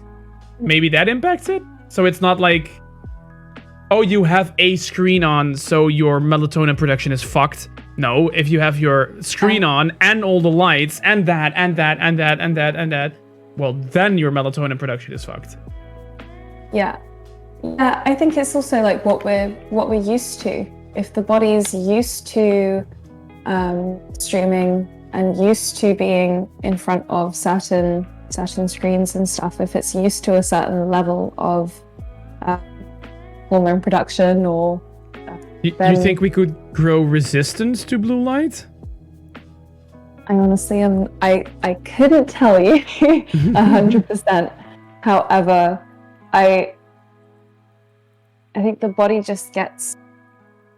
There are so many different factors at play because, yes, the blue light is having an effect, but also the activity that we're doing is having an effect. Mm-hmm. Whether or not we find that activity to be relaxing or stress-inducing or somewhere in the middle is going to impact how we are able to sleep or not. So interestingly, if you were to... So blue light doesn't only impact our ability to fall asleep, it impacts our sleep quality. So it takes 3 hours from when you finish consuming blue light. 3 hours later, melatonin production will resume as normal within the body. That's quite a long time. Yeah. So if we were to stop consuming any kind of blue light 3 hours before bed, well, that means that we're hanging out in a space where all of the lights are turned off, our mobile phone is turned off, we don't have a laptop, we don't have a television, and we cannot read a book because we can't have our light turned on. So, realistically, we're going to need some blue light to be able to get through our evening and enjoy our free time. Yeah, but there are remedies to minimize that, right? Like to make your have warmer lights, have dim your lights a little bit, stuff like that. Yes, so that's one thing that I would say as a piece of advice and a tip that I could give to everyone watching. If you can, just reduce the amount of lights that are switched on once the sun has gone down in your living space. I'm very sure that it will improve the rate at which you're able to fall asleep. If you're someone who struggles with falling asleep quickly, you can try it out. Do a little experiment for yourself one night if you have the time and the capacity to do so. keep all of the lights turned off as the sun is setting, and do not turn them back on before you go to bed. All of the lights in your house, and it's going to be, you can still watch TV, do the stuff that you would usually do before bed, but just keep all of the lights turned off. Guarantee you're going to feel tireder than you would have done had the lights been turned on, and that can be sensed quite quickly from one day to the next, kind of thing. It's gonna be try it, yeah, and let us know how it turned out for you. It is something that I noticed out of personal experience. Actually, I didn't look that one up. I always used to whenever I didn't have my own house and Romy and I were already together, her parents, we were like half of the week we were at her parents' place, and they always used to dim the lights in the evenings. And at some point, I just noticed a pattern. That every time when we were at her place, I would fall asleep so much easier. Like, not even specifically faster, just easier. I laid there more rested and wanting to sleep and wanting to close my eyes and relax and stuff. Because even if I don't really want to sleep, like I said, I'm an easy sleeper. Even if I don't really want to sleep, I'll just close my eyes, lay down, and then 20 minutes tops. It's easy. But it just felt more like, it's time to sleep now. And the only difference that I found was the fact that the lights were dimmed and that the lights were warmer lights, and it weren't like very cold, as they call working lights, which are literally like white, blue ish lights. Like the difference between having, I can perfectly demonstrate, the difference between having a light like this or having, having a light like this, if you see my face, or a light like this. Like if I have a light like this light is way less impactful on my eyes. I can already feel it right now that like this is way more pleasant for me to look at. It doesn't look very nice on camera, but this is way more pleasant. And normally I search for like a little bit of an area that just looks natural, just mostly more towards the colder side. But yeah, try it. I'm so curious how people will experience that. Yeah, the dimming the lights before, just allowing the sun to set and to experience that darkness as it happens. I mean, okay, I say do it with the sunset. As I say that, I recognize now we are in winter, so that could be happening at 4 p.m. Also, we're nearing Christmas, right? Everybody has a lot of lights right now. Everybody has like Christmas lights and stuff. You should see my living room. Like turning off all the lights actually takes me half an hour. Yeah, exactly. Yeah, especially during Christmas, like the Christmas tree lights and everything. Yeah. So even if that happens later in the evening, if you just pick a time, turn off all the lights, and see if you can carry on with your evening in mostly darkness. Watch TV, can use your phone, but just mostly with the artificial lights off around, seeing if that makes any difference, because it can be really effective. And on top of that, we kind of think of blue light as something that affects our ability to fall asleep. It very much affects our quality of sleep as well. So could be that there are people listening who are on their phone right before they go to bed, and they fall asleep without any kind of issue, and they're thinking, this doesn't relate to me because I have no issues with falling asleep and I'm on my phone just beforehand. It still very well is affecting quality of sleep. So, and that's happening again, 3 hours. Studies have shown that it takes from when we finish consuming blue light to when our sleep quality and melatonin production is and now normal. It doesn't really, it's not like, it's 3 hours, so now you all have to turn off all your lights 3 hours before you go to bed. Obviously no, but there is, it's a skill say it's a scale from 0 to 100, how much you can do. If you want to do it on 60%, do it on 60, do it on 70, do it on 50. But every point you earn towards that 100% is going to be a point that you're winning. So even if you turn off that one light in the corner of your living room, is maybe already going to be worth 1 point in 100. And turning another light off is another point. And turning your phone off, maybe you don't want to put your phone away 3 hours before you go to bed, but like putting on that blue light filter is already winning a point. And maybe putting it away 2 hours before you go to bed instead of 3, or 1 hour, or maybe 45 minutes is already winning you points towards going to bed easier, I think, and to helping that melatonin production. For sure. So I think maybe that's a good one. Maybe you can create a scorecard for yourself and just try to win points. Just don't focus on doing it either right or wrong. No, there is no right or wrong. Just try to win points. And if you got 20 points, you get 20 points. If you get 40 points, you have 40 points. It doesn't matter how many points you have. It's not like you have 20 points, so you're gonna lose the game. There is no losing the game. There is only winning points. Exactly. And someone mentioned earlier that I forget who it was, but someone commented saying that their sleep was broken and they need, or it was something like fix my sleep. You triggered the meme part of my brain immediately. I immediately got that meme in my head of like, oh, our table, it's broken. My sleep. It's broken. But no, it's not broken. And there's nothing that's, when it comes to our health and our wellness, nothing is broken. It's all just, there's room for improvement. For everyone, for everyone, there's room for improvement. Whether it's someone who's living like your quintessential healthy lifestyle, or it's someone who is really struggling to improve their health and wellness. Like there's nothing's ever broken. Everything is just building blocks that we can add to what we currently have to improve our current techniques and systems. And yeah, there's always no killer fox. You're not. I promise you.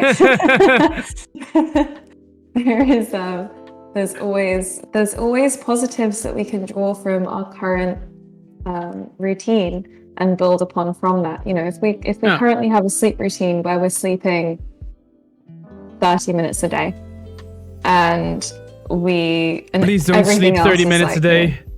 Please don't. Please don't only sleep 30 minutes a day. Don't do it. However, if that's where you're currently at, and you have these goals to be able to sleep 8 hours a day, then just small improvements. Our health is something that it can't be achieved in a few days or a few weeks. It's constantly evolving, and the milestones are constantly evolving, and what we have to contend with in our lives is constantly changing. And so the techniques that we have today that could work to be able to improve our sleep quality could be really beneficial today, but in a couple of years, we might have some other techniques that we use. Just focus on the step, not focus on being on top of the ladder immediately. Yes. Nobody's going to jump to the top of the ladder in one go. Yeah, exactly. And having those steps be really very small and achievable. Things like, okay, we want to reduce our blue light. Let's just start with dimming the lights. We don't have to have them all off. Let's just dim them. Yep. And, okay, we want to go to sleep 2 hours earlier. Okay, let's start to look at how we can get to sleep 15 minutes earlier. And if that works and we're consistent with that, then we can look at making it an additional 15 minutes. And again, play with that reptile brain of yours, try and make it simple and very basic steps. And you can always make it very easy to understand for your reptile brain as well, because I could tell myself I want to go to bed and half an hour earlier, but that's That's pretty complicated because you need a lot of self-discipline to say, okay, and now I'm going to bed. But if I say, okay, at 10 o'clock, I'm going to walk the dog, and after I walk the dog, I'm going to bed. You have something that ties you to that action. Yes, something that really, it got something to you remind you of that routine. Because at 10 o'clock, you're going to walk the dog, and after that, you're immediately going to bed. And then you don't have to really tap into too much amount of discipline to really get yourself to do that. You can just have that little help, little reminder to like, oh yeah, now we go to bed. But yeah, small steps, basic steps, easy steps. Busy just said like, you Busy said she has 5 hours of sleep. Right, she's gonna try to dim the lights. Maybe this is gonna buy her another half an hour. Maybe she's gonna get a little sleepier earlier. She wants to go to bed earlier. Hey, if that's half an hour one, that's a compliment. Accomplishment. Sorry, not a compliment. An accomplishment. So that you need to realize that it's all steps, and every step is a victory. Every step is points 1 towards those 100 points again, and this is not something you should be hard on yourself. I know a lot of people are very hard on themselves, like it's not good yet. It is. Every step you make is just improvement.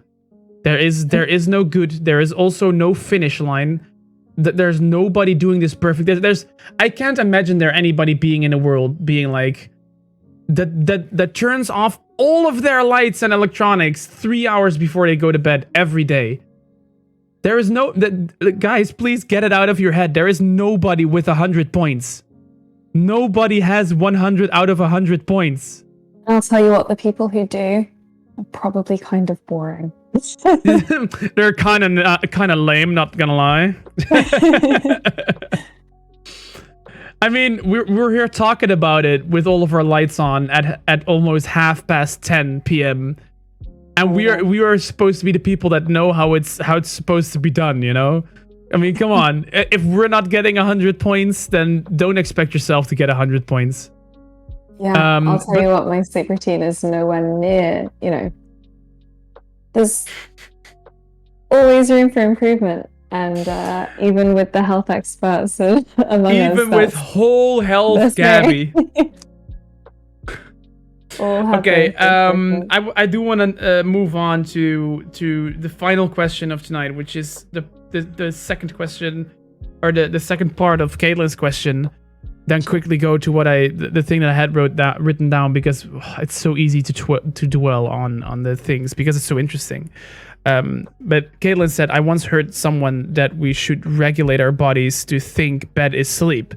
They said that you shouldn't lie in bed unless you want to go sleep, and even to the point that if you don't sleep within 10 minutes, you should get up and get a glass of water. They should condition your body to recognize that bed is sleep and thus make your sleep faster and better. What are your thoughts on that? Well, personally, I think that getting up is not a smart plan per se. But, this is some uncharted territory for me. I do feel like this sounds kind of like... That's not the whole story. That's the only thing that I feel when hearing this. I don't know a lot about this, but it just sounds like this is definitely not the whole picture. So, I mean, to me, it sounds like a great... method. And I think because... we want the space that we sleep in to feel safe and protected in that space. And actually, if you look at the stats, it's more common for people to place their bed in a position where their head is facing the door or the points of entry. And that's because in our instinctual animal behavior, we want to be able to anticipate danger if we need to. So when we open our eyes in our bedrooms, we want to be able to immediately be able to locate the point of entry and exit, so that we feel more secure in the environment that we're sleeping in.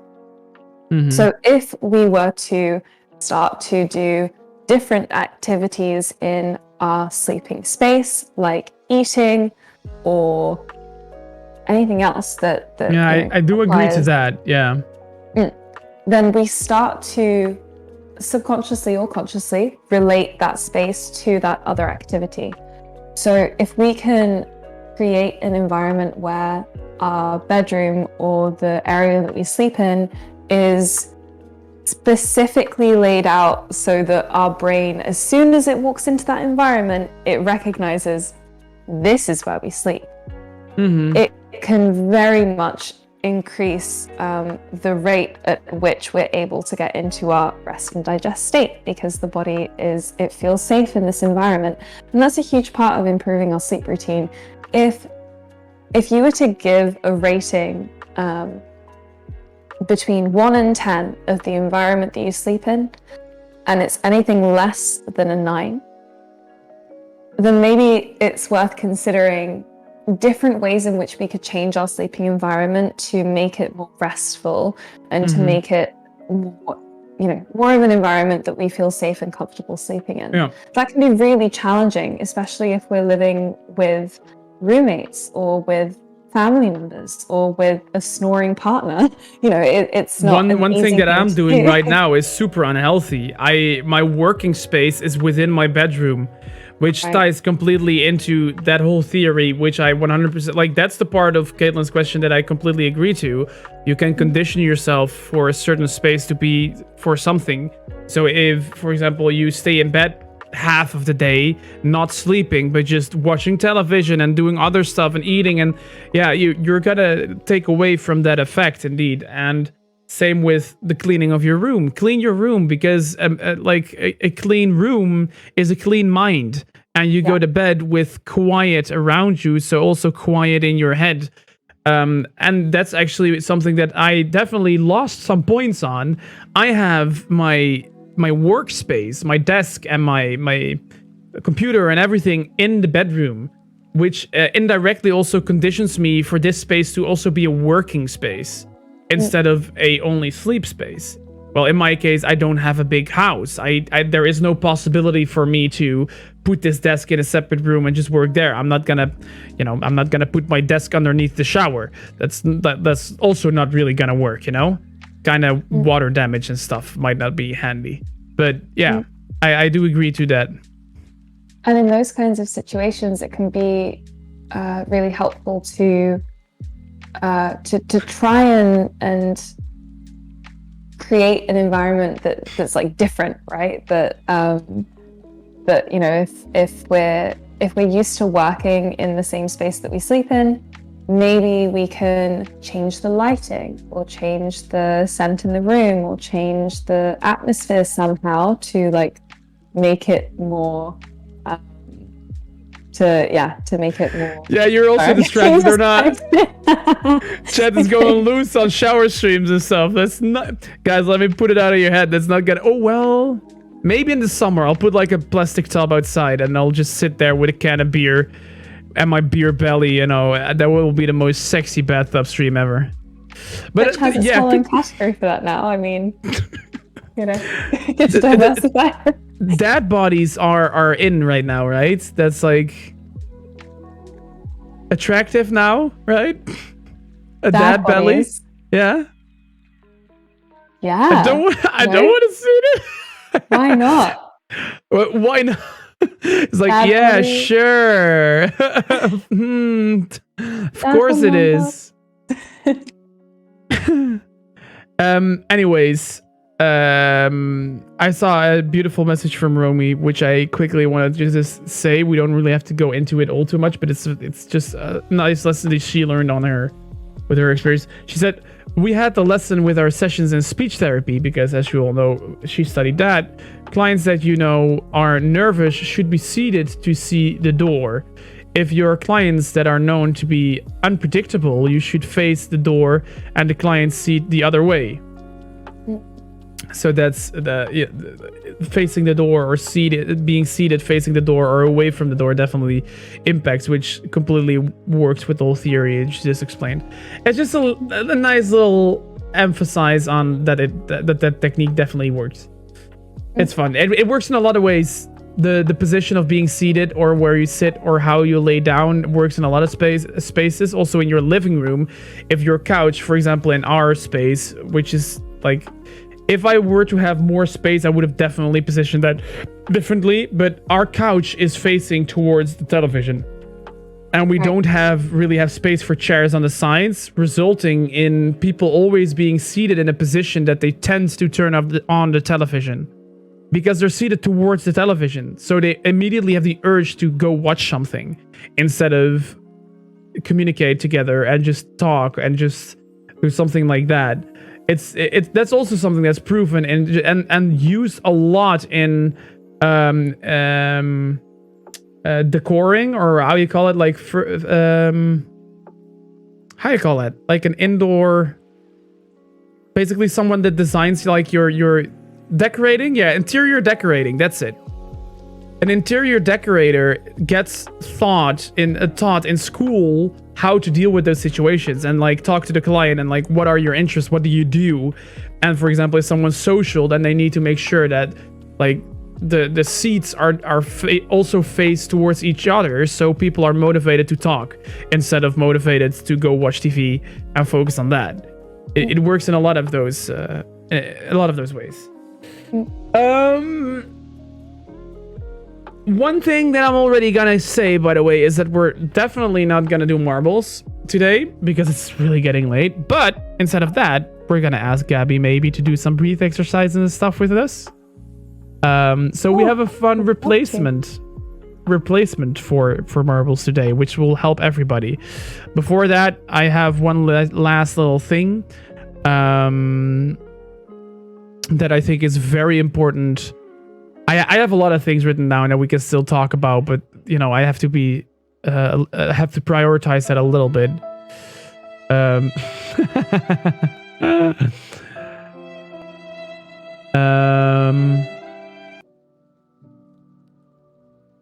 Good Bitsy. I mean, if anybody can stay for say 15 more minutes, I would highly advise to stretch those 15 more minutes so we can at least look at maybe some exercises that can help you, you know, with your breathing and with falling asleep, maybe some yoga exercise. So I would always highly suggest staying for that.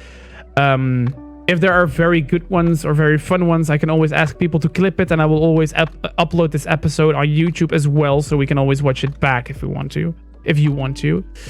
But one thing I think is very important to still ask you before we end stream is, what's your biggest advice for people to find information on sleep?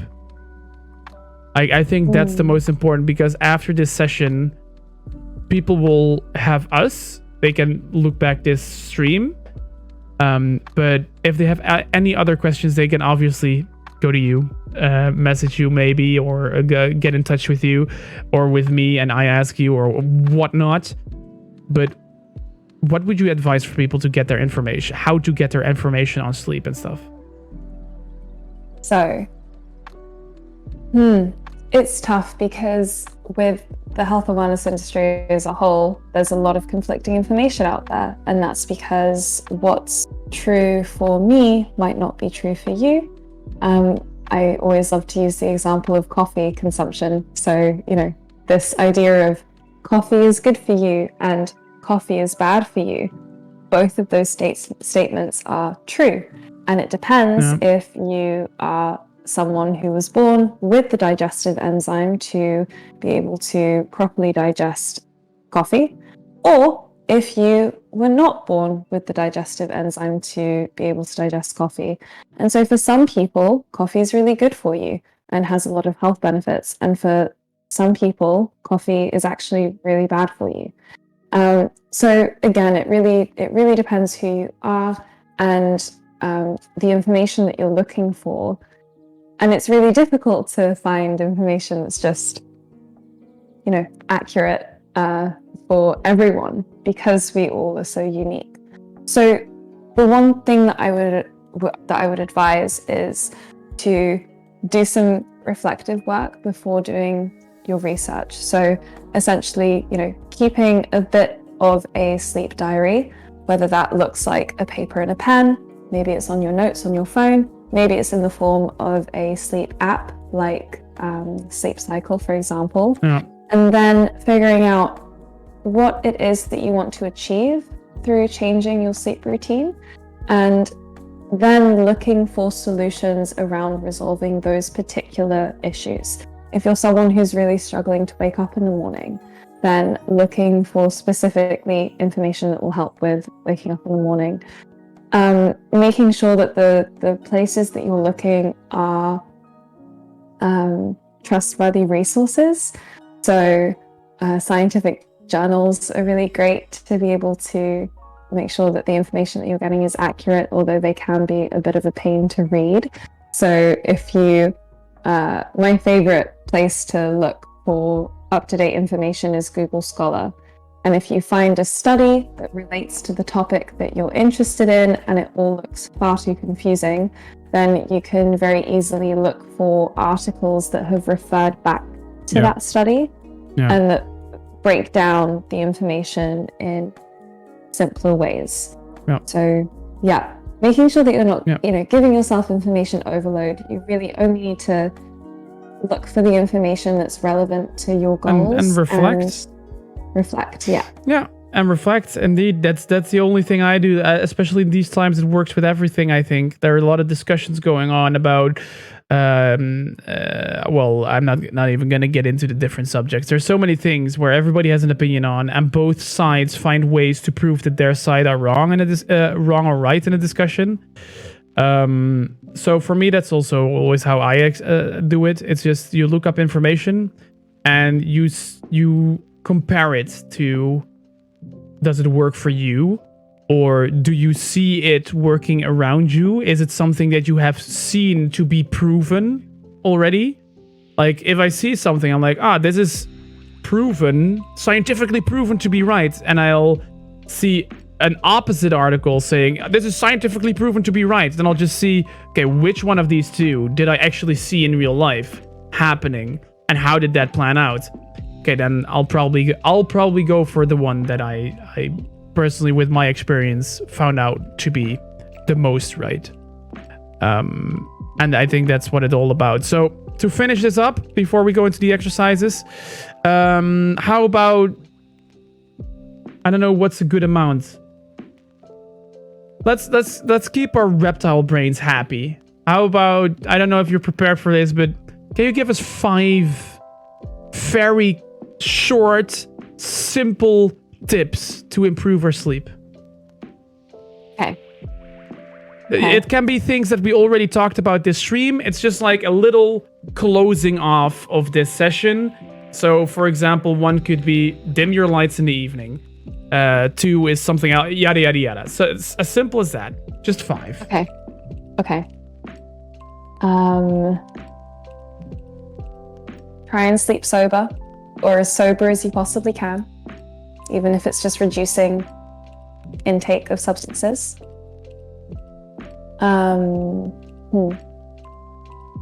Reduce blue light consumption where possible. Sleep naked with gloves and socks on, if possible, which is... What? Whoa, fuck! No, you just found something that I really want to dive into right now. What? I'll try you sleep naked with socks and gloves on? I'll keep it quick. So, because we need our core body temperature to drop a couple of degrees to initiate sleep, we also need to encourage blood circulation throughout the body while we sleep. And so to encourage blood circulation, to keep the body temperature at a stable temperature, we want to we want to warm the blood at the points of circulation, being the hands and the feet, and to charm the warm blood towards the core. So we wear gloves and socks. It's a look, it's a vibe, you know? Whoa! I'm gonna wear socks to bed tonight. Hell yeah!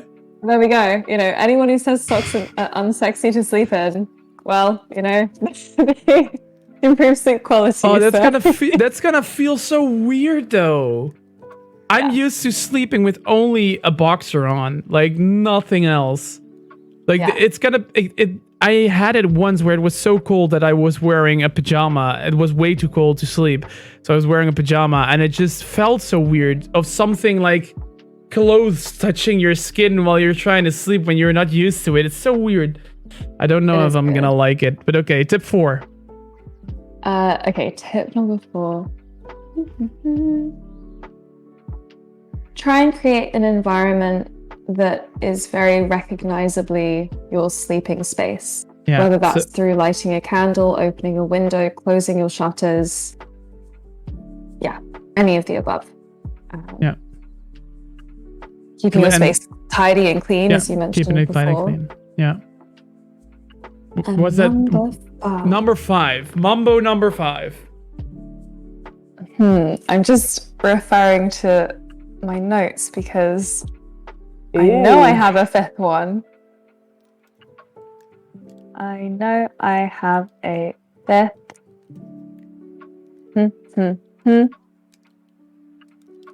Oh, of course. Sleep between 7 and 8 hours. 7 and 9 hours per night, depending on Sleep between 7 and 9 recovery. hours per night. Okay, Yeah. try to sleep between 7 and 9. Schedule it. You know, if you know that you have to wake up at 7 a.m., try and make There sure we that you're go. in bed by 10:30. Giving yourself There we go. kind of thing.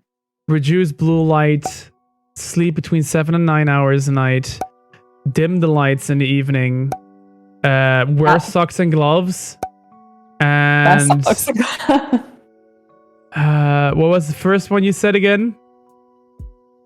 The very first one.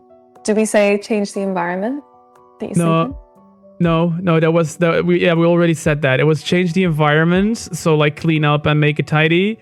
Oh, alcohol, and then we have alcohol. Sleep sober. Sleep sober. Yeah. So that's And the other 5. substances. That's Yeah. the 5.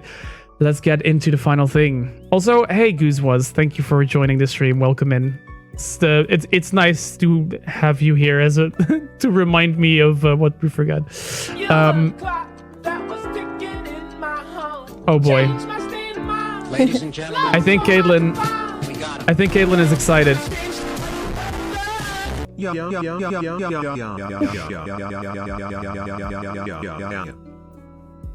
What the hell, Caitlin? You got a little bit excited there, didn't you? As our intermezzo, if I would sleep with my socks on, they will probably be gone in the morning. Same. I think my socks would be gone in the morning. I move too much. Okay, so hit us. Bless us. Bless us with your exercises. Maybe one of both. I don't know. You're the master. What's the best thing that would help us also as individuals? Maybe something that we can do ourselves whenever you're not around. Something easy, simple. Okay. Easy and simple. Breathing exercise to help with sleep. Okay. Yeah, or yoga, or whatever. Maybe combined. So we could do. Okay, let's do a combined thing. We'll do a quick breathing exercise and then a guided meditation. And if anyone listening is currently in bed and are able to swing their legs up against the wall, so their bum is pressed against the wall with their legs up and you're lying like that on your bed, that's even better. Because as soon as we can, there we go. Love it, Caitlin. Because if you can get your legs, if you can get your hips and legs above your heart, it increases blood circulation to the brain, which helps us get into our parasympathetic rest and digest state. Just helps activate our restful mode.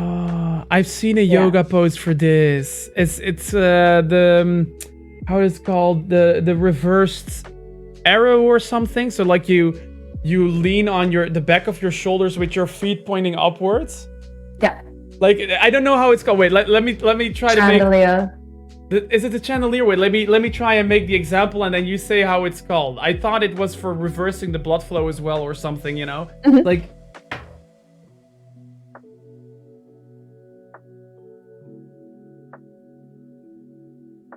That's the one. Yeah, chandelier. Yeah? That's exactly it. Yeah.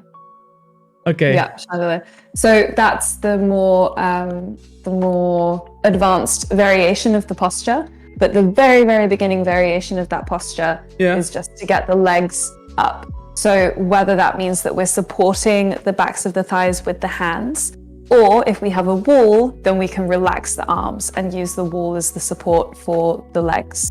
So it's really only, and you know, if we want to, we can also slide a pillow underneath the bum just to get the hips a little bit higher to help the blood circulate a little bit more. But as soon as we have the legs above the heart, that's perfect. And we only need to be there for 3 minutes minimum to be able to feel those effects on the nervous system. So getting into that position paired with a bit of breathing, a little bit of meditative work, or even just that posture on its own, just that posture with breathing can be really beneficial. So yeah. I would say let's do it. Are we gonna do it? Awesome. Let's do it. Okay.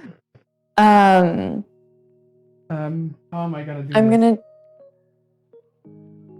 gonna I'm gonna do this. Watch me. I'm gonna do this.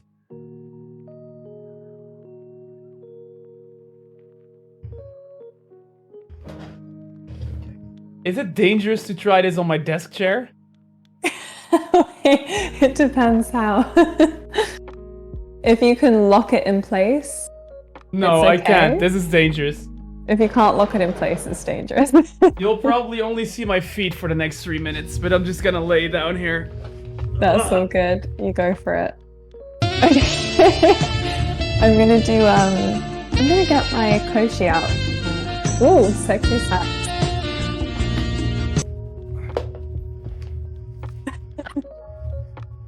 Oh gosh. Give me 1 sec. I'll get my koshi out. So my koshi is this thing here, which I will be playing for you guys while we're doing our guided meditation, is a little meditation instrument. It has high notes. I don't know if you can hear that. Probably can. The notes that it plays are specifically to try and get the brain to come back to its focus point. So in meditation, just a little brief before we get started with the meditation.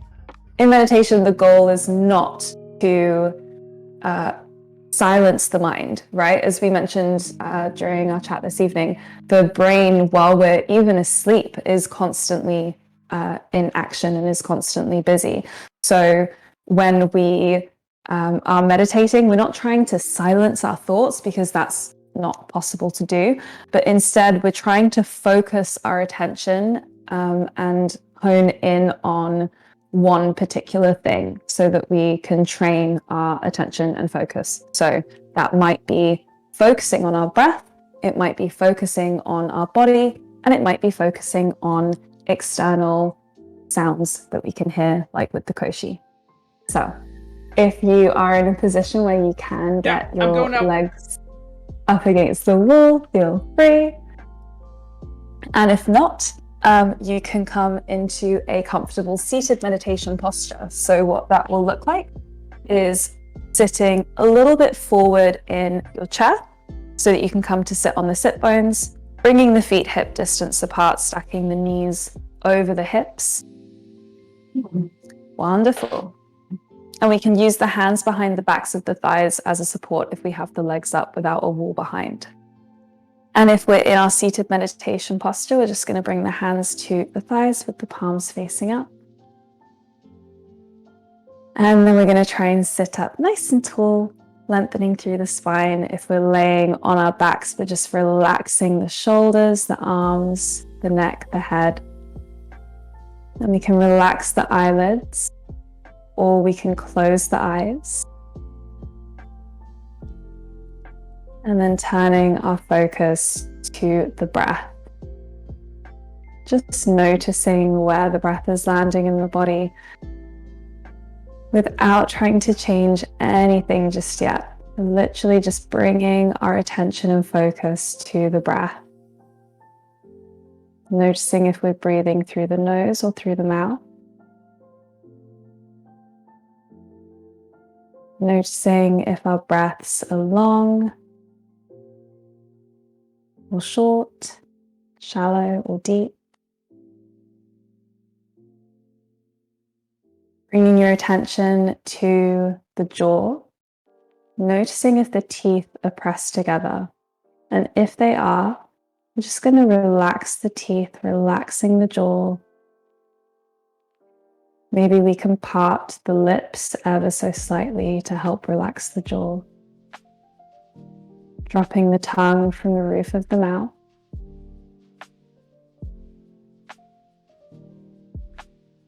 And on the next inhale, taking a full breath in through the nose to fill the lungs, to fill the stomach. Exhaling through the nose or the mouth.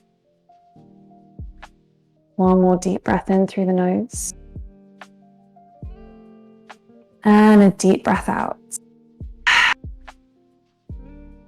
Taking a few more deep breaths in through the nose and out through the nose or the mouth.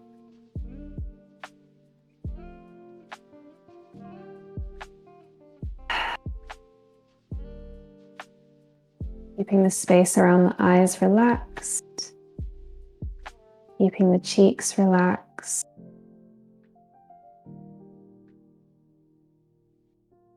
And then we're going to jump into a little breathing exercise to help slow down the breath. So when we're able to lengthen our exhales intentionally, the body sends messages to the fear receptors in the brain that in turn send messages to our nervous system to activate our parasympathetic response. If we can breathe deeply, then our perceived danger is only perceived danger. If we're able to breathe deeply, we can signal to the body that we're in a safe space. So on the next inhale, taking a full breath in to fill the lungs, to fill the stomach. And taking a long breath out through the nose or mouth. Great. Taking a few more deep breaths. We're going to jump into some equal count breathing. So we're going to inhale for the count of 4, holding for the count of 4, exhale for the count of 4, and then we're going to hold for the count of 4. So behind closed eyelids, you can imagine yourself drawing a box. As we inhale, the line goes up.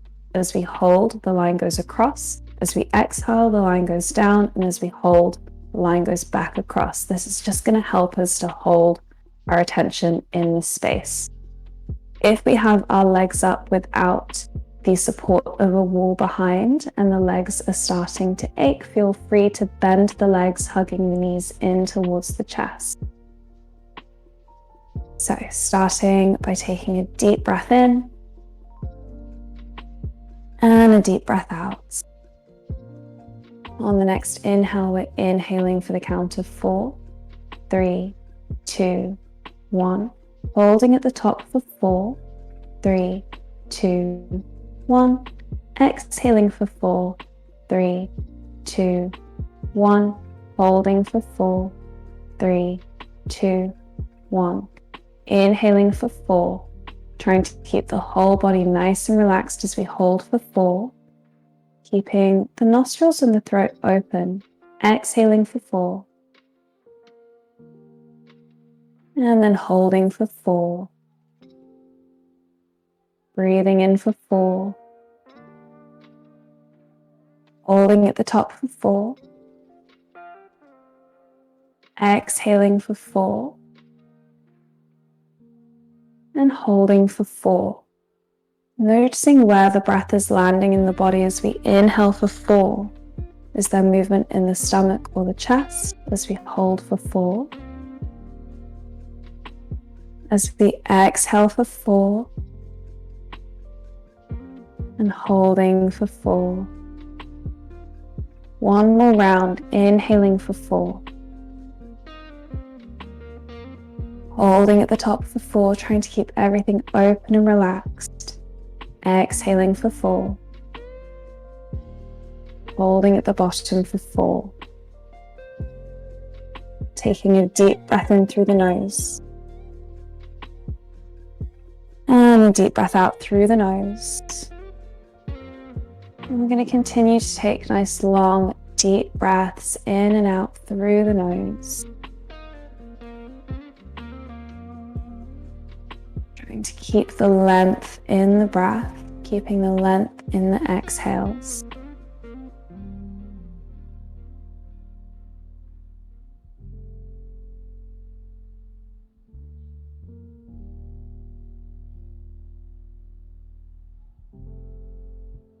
Moving into our brief meditation practice.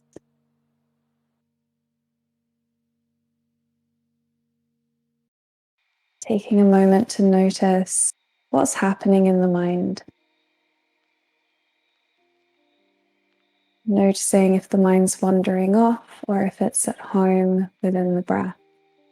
There are no right or wrong answers, just reflecting.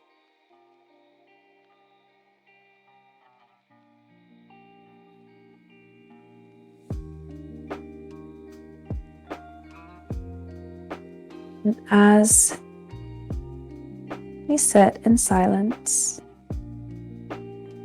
practicing our meditation skills, we're going to imagine the space behind the closed eyes as a blue sky.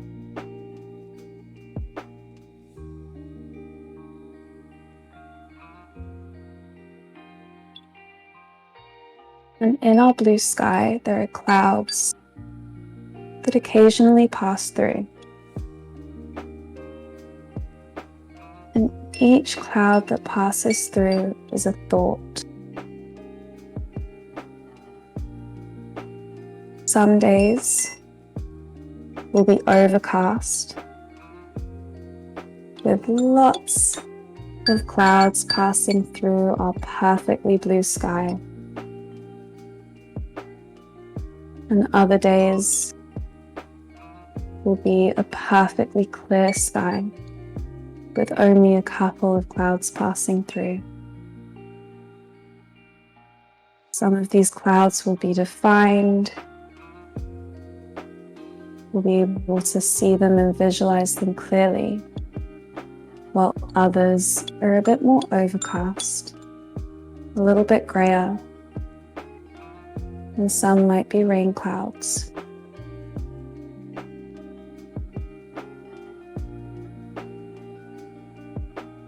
Whenever we notice a cloud passing through the sky,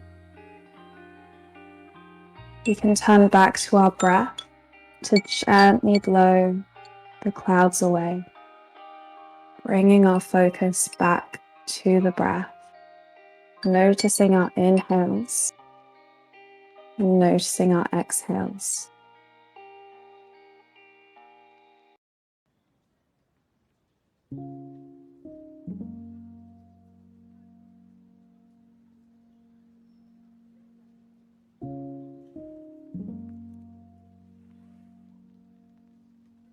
Checking in with your weather forecast today. And remembering that we need all kinds of weather in the world. No right or wrong answers, just noticing what's going on in the mind.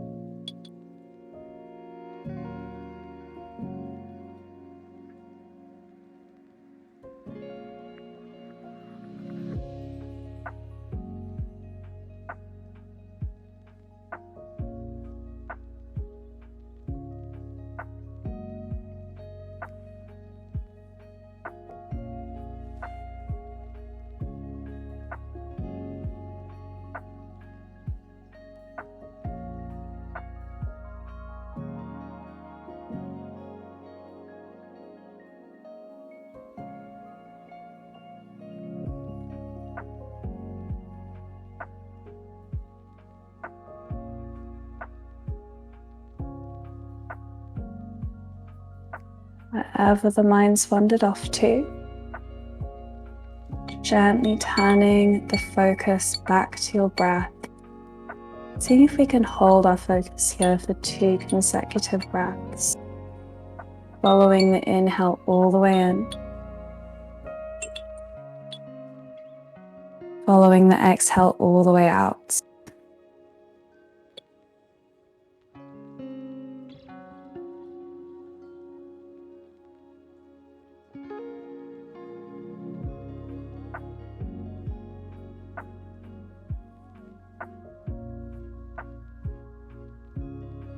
Gently bringing some movement back into the body.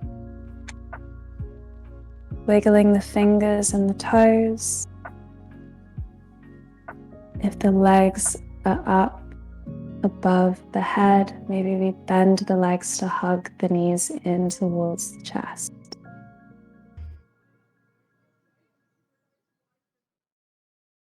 And rock the neck from side to side, introducing any movements back into the body, kind of like we're waking up for the first time.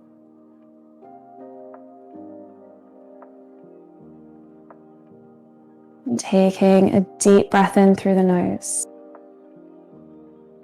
And a deep breath out through the nose or mouth. One more deep breath in. And a deep breath out. Coming back to your regular breath.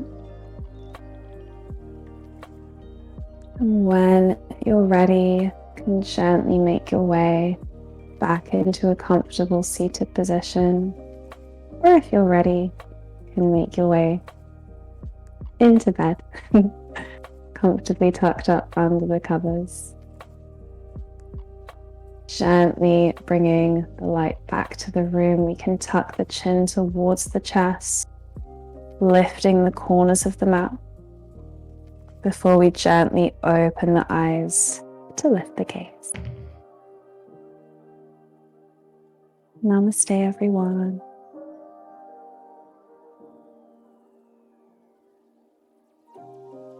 Namaste.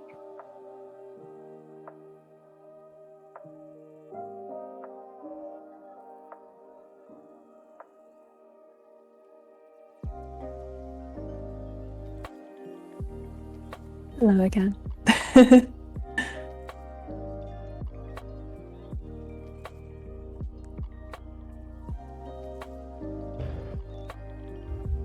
Who actually joined in? Be honest, who actually joined in? I know Caitlin did. I think Romy did mostly, but I also saw that she was also sending some messages in chat.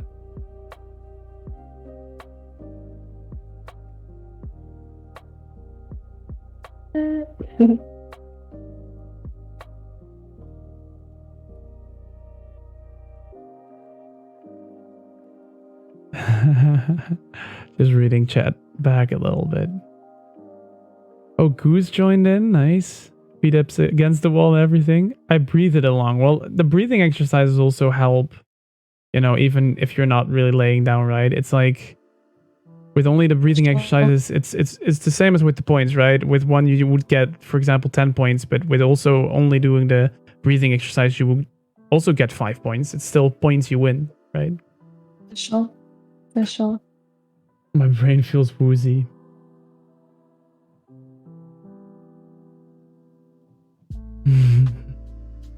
But I wanted to stay awake so buddy can. Oh, you're afraid that you will fall asleep? Do you wanna try it in, like when we walked Buddy, honey?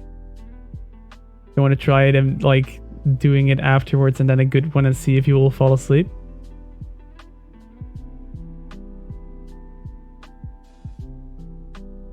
Well, I think this was great. I always like different kinds of meditation. I've learned a couple in my past, so doing one was just a new one for me with some recognizable parts of it was really fun, really helped. I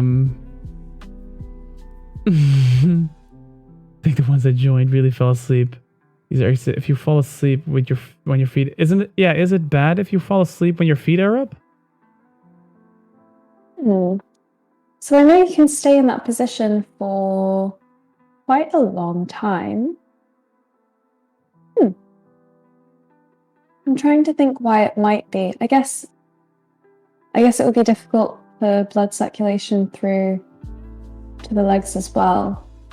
So it could be a good idea if you notice yourself drifting off in that position. Could be a good idea to, hug the knees in towards the chest and then gently rock over to one side, just so that, we've gotten the benefits from having the legs above the chest, but we're not staying in that position for too long. Well, it was definitely super nice to try out. And so if you drift off, just do exactly what Gabie just said. Pull your knees in, rock over maybe a little bit to this side. You definitely do feel it in your leg. I also felt it like tingling in your legs, and you definitely feel that your blood is going the other way.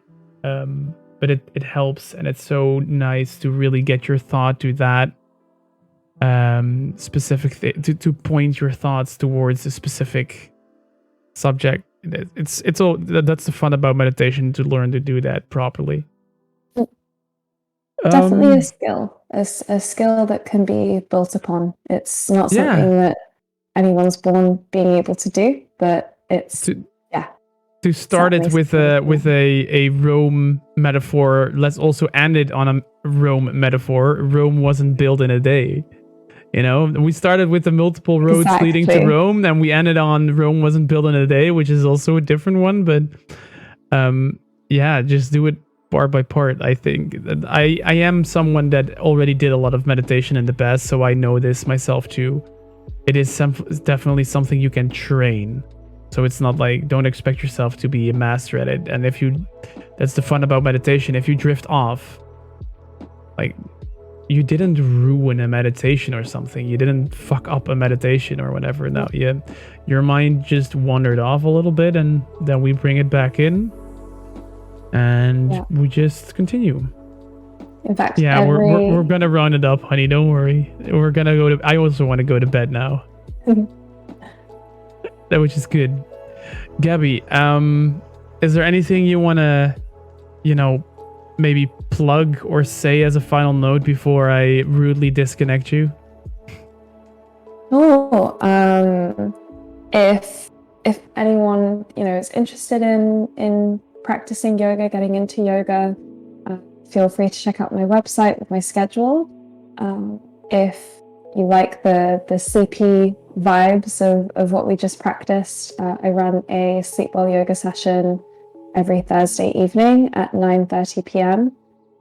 And that's practice from bed. And have some on-demand stuff as well. YouTube, Twitter, Instagram.